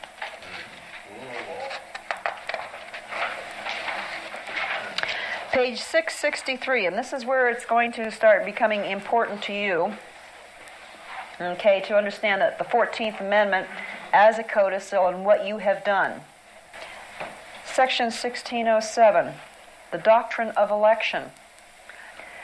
The doctrine of election in connection with testamentary instruments is the principle that one who is given a benefit under a will must choose between accepting such benefit and asserting some other claim he has against the testator's estate or against the property disposed by the will. One who elects to accept a benefit extended to him by a will is bound to give effect to all the provisions of the instrument and perform the burdens imposed upon him therein, including the renunciation of any inconsistent rights or claims. Yes, elections. We look at the 14th Amendment as a codicil. We have all made elections to take under the codicil or take under the will. Okay? Oops.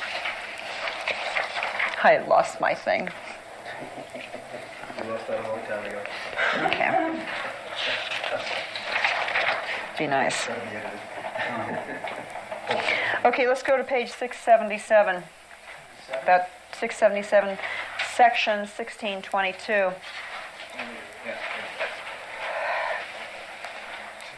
Manner and form of election, what constitutes?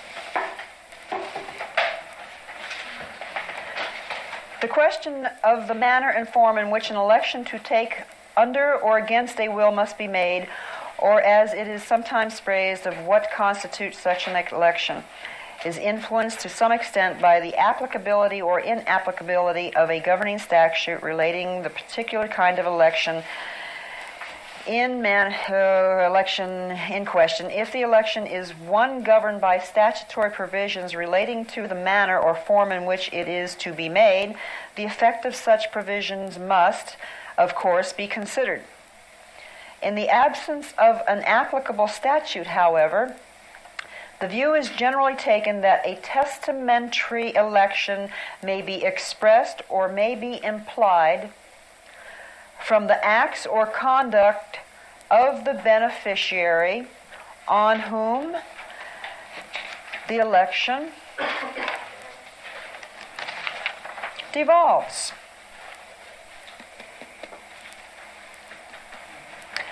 Second paragraph, there can be, it has been, excuse me guys, I don't mean to be this way. There can, it has been said, be no partial election to take against a will, but the election, when made, must be complete and final. This is saying that you cannot ride the fence. You can't use that Social Security number and have this. You can't have that bank account and have this, at least not at this time. You can't have all those wonderful benefits that are given to you by law and have this. Just can't do it. There's no riding the fence at this time. That's sad but true. Sad but true. Page 679. With respect to elections arising from matters in pays or implied from the acts or conduct of the beneficiary, it may be said that two things are necessary in order that the acts relied upon will amount to an election. Number one, the person alleged to have made an election must have been cognizant of his rights.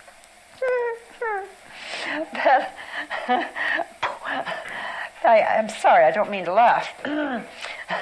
That is, he must have knowledge not only of the condition and event of the testator's estate, but also extent of the testator's estate, but also of his duty to elect between the two inconsistent rights.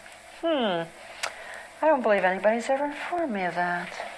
Of course, they always tell me I made an election. And to having knowledge of his rights, he must have intended, as shown by clear and unequivocal acts, to make a choice. Haven't you done that? You've all done that. By your acts, you have seemed to made a clear choice. By your own acts. Of course, you weren't told your rights. You weren't disclosed anything about the estate.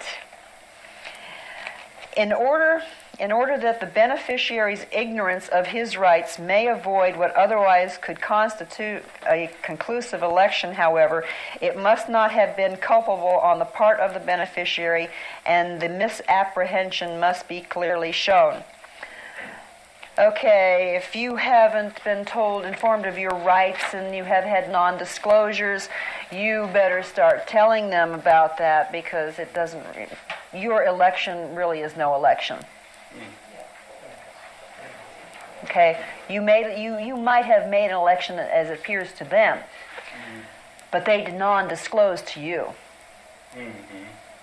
As a matter of fact, I don't believe I recall my civics class teaching me about this estate. And in my history class, I don't recall hearing about it either.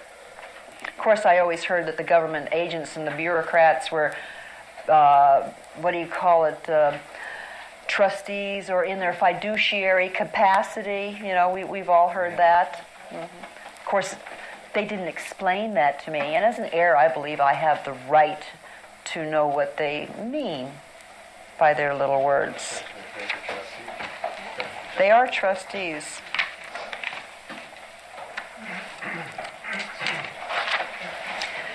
Page 681.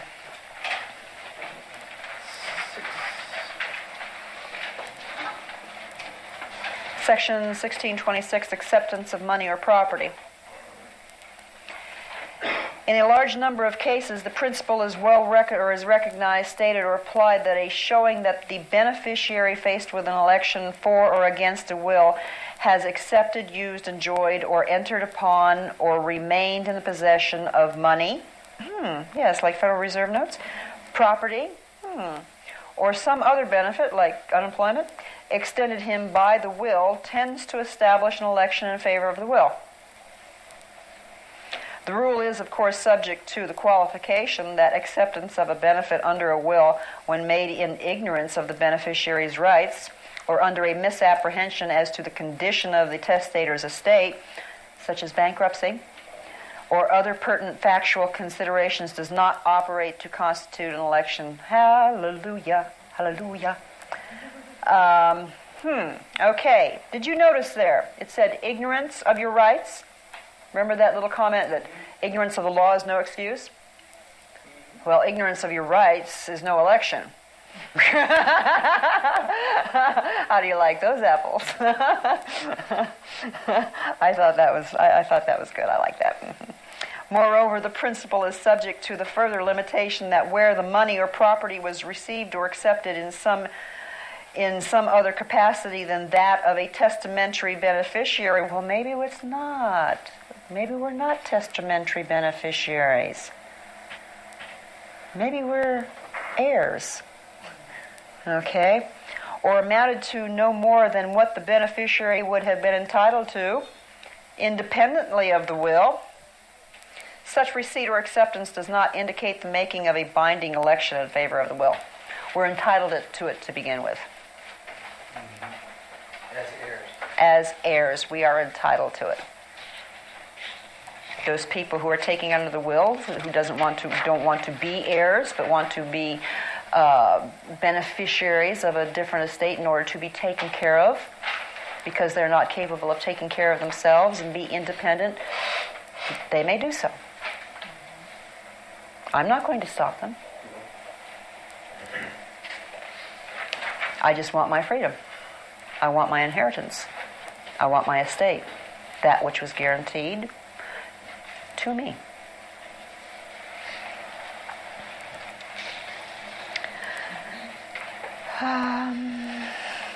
On the next page, you'll see some footnotes that are bracketed. Take a chance to read, or time to read those when you have a chance. Okay, section 1630, initiation or maintenance of judicial or administrative proceedings.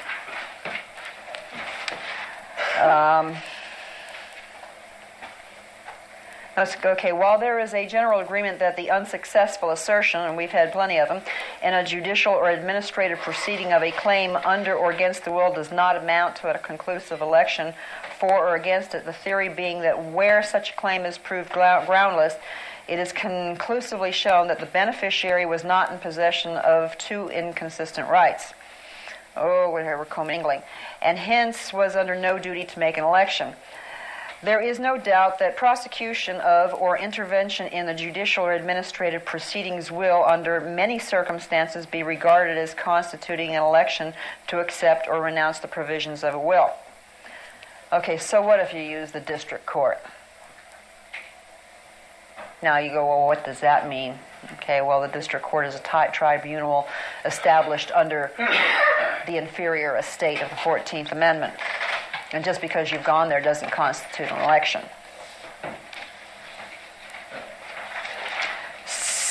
Page 687, section 1634. As a general rule, an unconditional voluntary election to take under or against a will made with knowledge of the facts and of the rights of the person compelled to elect, and not induced by fraud or undue influence, may not be revoked or set aside. I was told I had to get a Social Security number in order to work. I believe that you've had a little bit of non-disclosure to it. Well, they're presuming that you were party to an inferior estate, one created for your benefit, because it is presumed that you are incompetent. Okay, next page, 1636. The prevailing rule is that an election to take under or against a will may be revoked or set aside where it was made through ignorance or mistake as to material facts affecting the rights of the party electing, and where the rights of the innocent third party will not be adversely affected by the revocation. I wonder who that might be. The revocability absent intervening rights of innocent third persons, the elections procured through fraud or undue influence, or of elections followed by the failure of the provision made in the will for the electing party, or the non-performance of a condition upon the election was made, has been widely recognized. I believe there's a condition. All of this applies. It all applies, okay? When we have to look at the 14th Amendment as a codicil. Next page, section 1639. In this paragraph, you are told that if by some slight chance, or even a big chance, you have taken property under the will, you have to return it in good faith. You got to return it. You have to offer to return it. but it's just proper to make a good faith offer to return it. This isn't everything.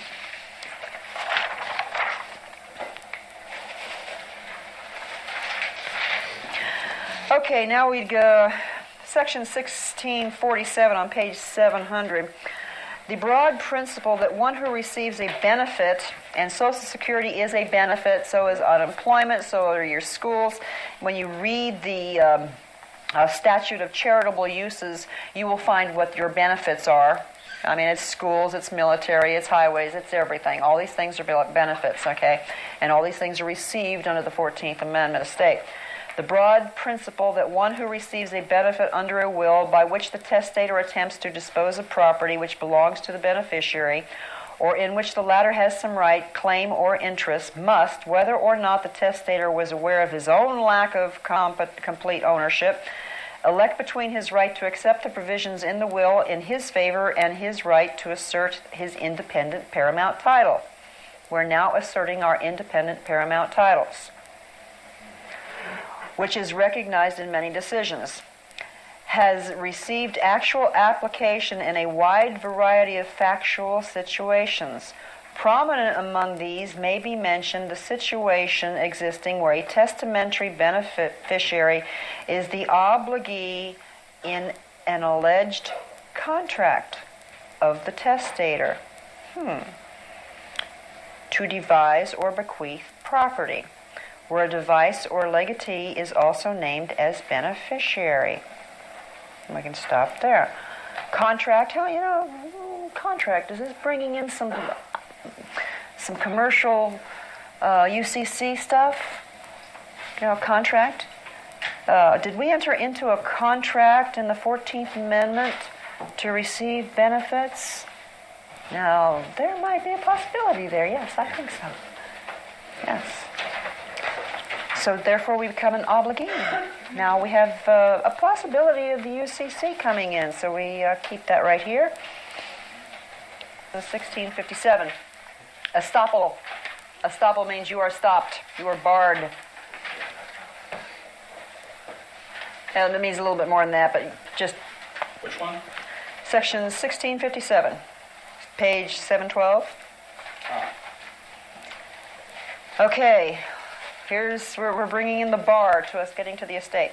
The broad doctrine that one who accepts benefits under a will is subject to certain exceptions and qualifications.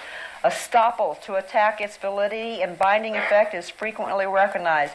You go into and you start talking about your rights and etc. under the 14th Amendment. You are estopped. You can't get to your rights. You have no rights. They are privileges. Your rights reside in the preamble. Okay, you have created an estoppel by taking under the will. Light went on. Oh, did we have a light bulb go on? Oh my God! So, have any of you had light bulbs go on? Any of you have a like a flashlight going? Wow! I hope so. I hope so. That's what this is here for. Okay, claim acceptance of money. Okay, what am I going to read here? The view is sometimes taken, for example, that an election to take under a will once made itself operates as an estoppel. Okay, again, estoppel. You elected under the Social Security. No wonder you can't get rid of your Social Security. Okay, all those little revocations and letters to the Social Security Department, and the Social Security Department's going, hey, no, man, this is your Social Security number. You can do anything you want, And you try to get rid of that Social Security number, and you feel like you can't, but, you keep trying. Well, you're stopped. You took under the will. But then, of course, we haven't attacked in this angle before. Okay, when I recently sent a nice little letter to the Social Security Department informing them of their restraint on alienation, bringing up trusts in the states. And I don't think anybody has discussed this with them before. So we're going to try a new angle here. And we're going to keep trying to get new angles until everybody understands what's going on in this country. Then we won't have to use any angles because we will have our power back. The United States, the people of the United States, the voting citizenry, are getting so angry that they're all claiming that they're going to get their country back. They have no country to get back. They have no inherent rights. I'm sorry. It's that simple. It's sad but true. Let's continue on. We're getting out of wills, and now we're going to go to descent and distribution, which is found in Amjur 2, or I found in Amjur 2D 23, or 23 Amjur 2D. Section 2 is page 756. Descent and distribution, section 2, second paragraph. In its strict technical sense, the word inherit means to take as an heir, at law, by descent. Within this meaning, personal property is not inheritable. Oh, there's a hole there. One who takes under a will does not inherit. You take under the 14th Amendment, you do not inherit. This is an inherent right. It says so right here under estates, wills, they all fall together.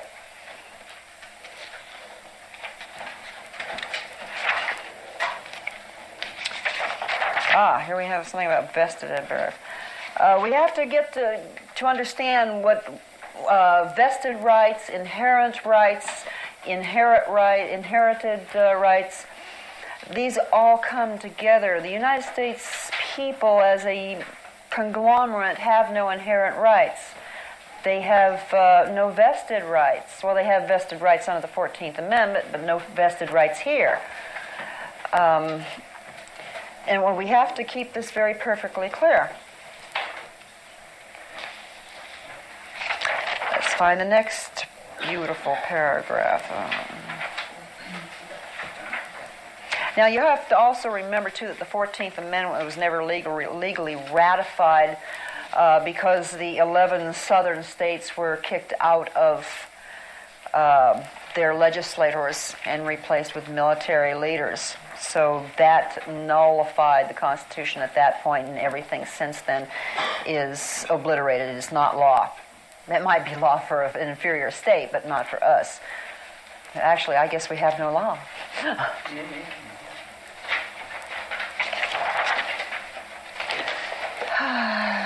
Oh, let's go to the sideways page.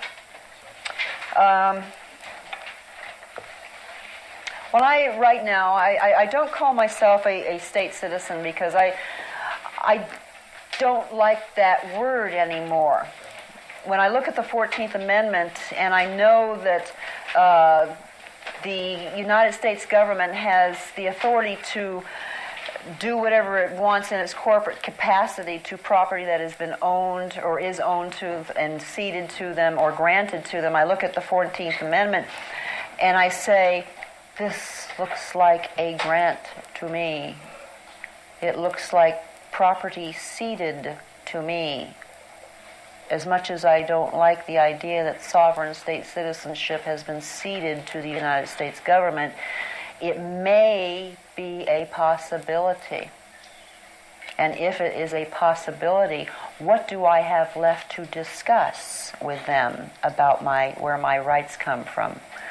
Well, I have my estate, and I also have the idea that I am an heir of freedom, as the Founding Fathers were. That's what they claimed themselves to be. They didn't claim themselves to be sovereign citizens. They didn't exist. The Crown gave that to us. So if sovereign state citizenship has been ceded to the United States, such as what we find under the Buck Act, okay, totally different subject, but it's also an interesting theory that the state has been ceded to the federal government. So now what do I discuss? Well, I discuss my heirness. You can call it, I am an heir, okay? And on this page here, I call myself an heiress astrarius, which is a common law word, and let's see if we can find it. Okay, down here there's 2 stars on the left, and it starts out with Coke shows. Okay. Coke shows the heir apparent may also be complete heir. That's me. And have use and profits of the estate. Yes, that's me. That's definitely me. He is termed the heiress astrarius, and he takes by descent. For if he took by purchase, he would be subject to relief, and I am definitely not subject to relief. I have no relief, so I must be the heiress astrarius.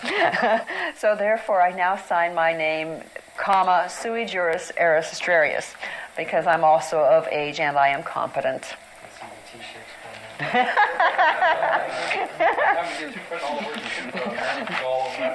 And this is the dawning of the age of Astrarius. This is, yes. Okay. I think they've already done that, except they really messed up the wording, so they probably couldn't read when they wrote the song or sang the song.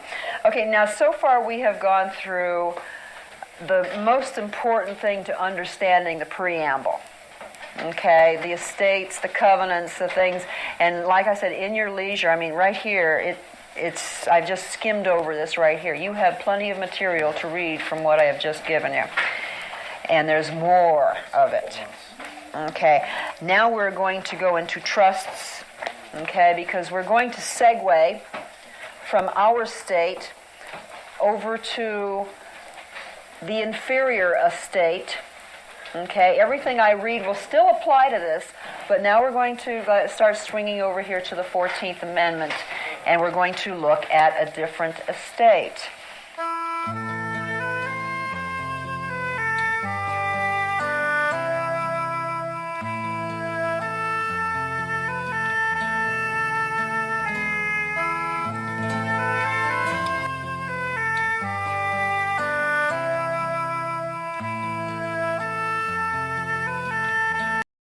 And he is the person. One is still alive. Oh my.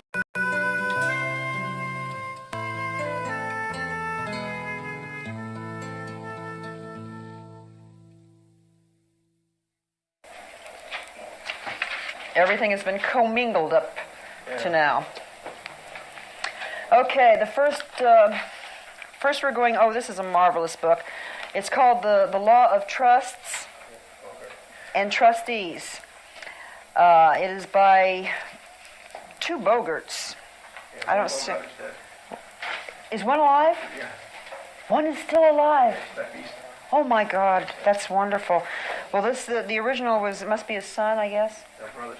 Brothers. I presume that they were sons. The original was written in 1931. Perfect timing. They had a lot of world of worth of information there. And it's basically upon normal, average, ordinary trusts, and every now and then they throw something in regarding history, government, etc.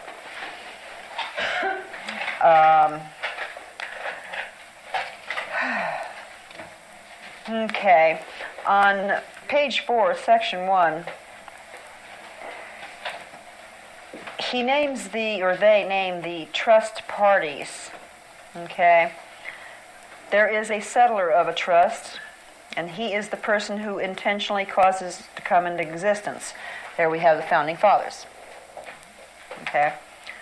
The trustee is the person who holds the property for the benefit of another. Okay. It's the government's duty to take care of our property for our benefit.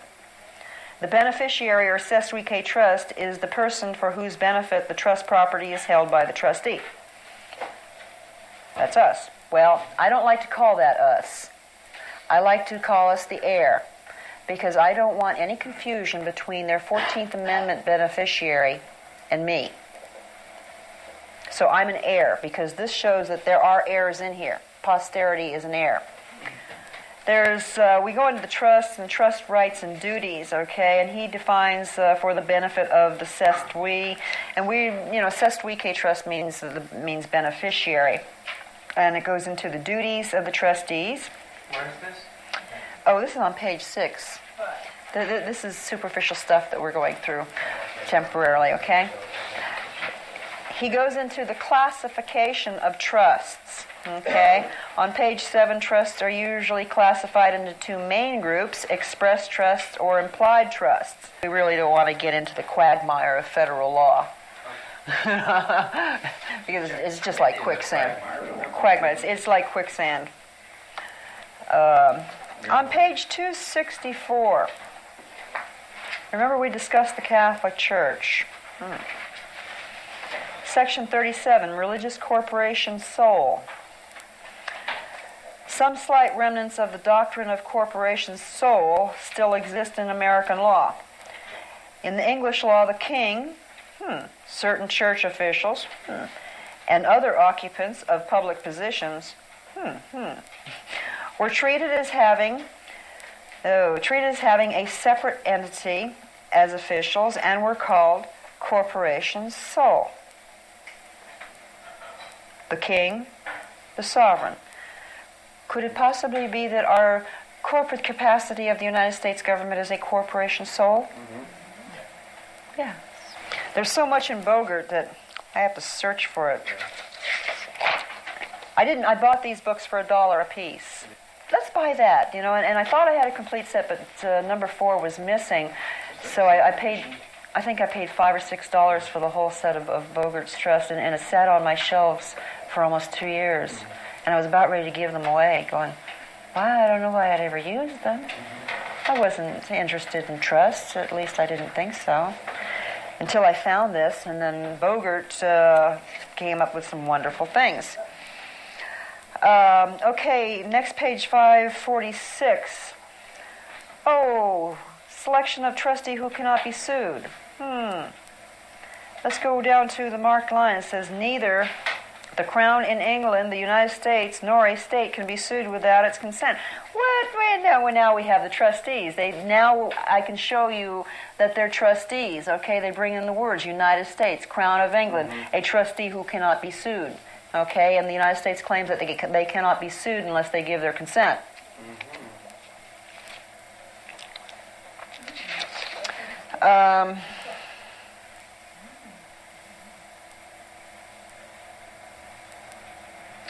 Well, that's kind of, you can read that later. California statute preventing. Oh, here's over on the right-hand corner, bottom 547.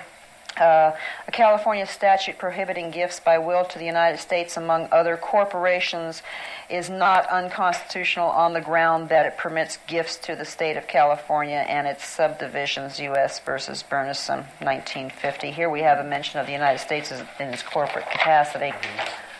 Okay, so when, the question in my mind comes up quite often is just when did they start using their corporate capacity, because they weren't always a corporation. They didn't start out that way.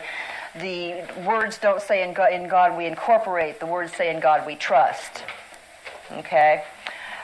So when do they start exercising their corporate capacity, and is it a de facto corporation or a de jure corporation? In the state of California, in most states, you cannot be a de facto corporation. I don't see evidence that they are de jure either, except for this grant right here.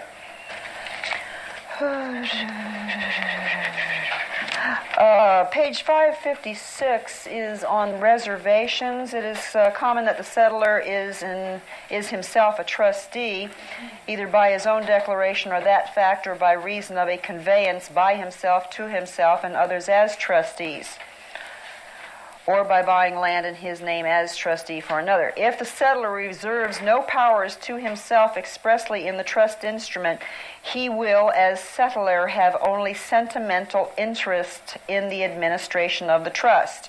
That is why there is a reservation in the Fifth Amendment and reserved to the people, so that there is no sentimental interest. The reservation, remember, is important. I told you before, it had to have a reservation. Isn't this beginning to look beautiful?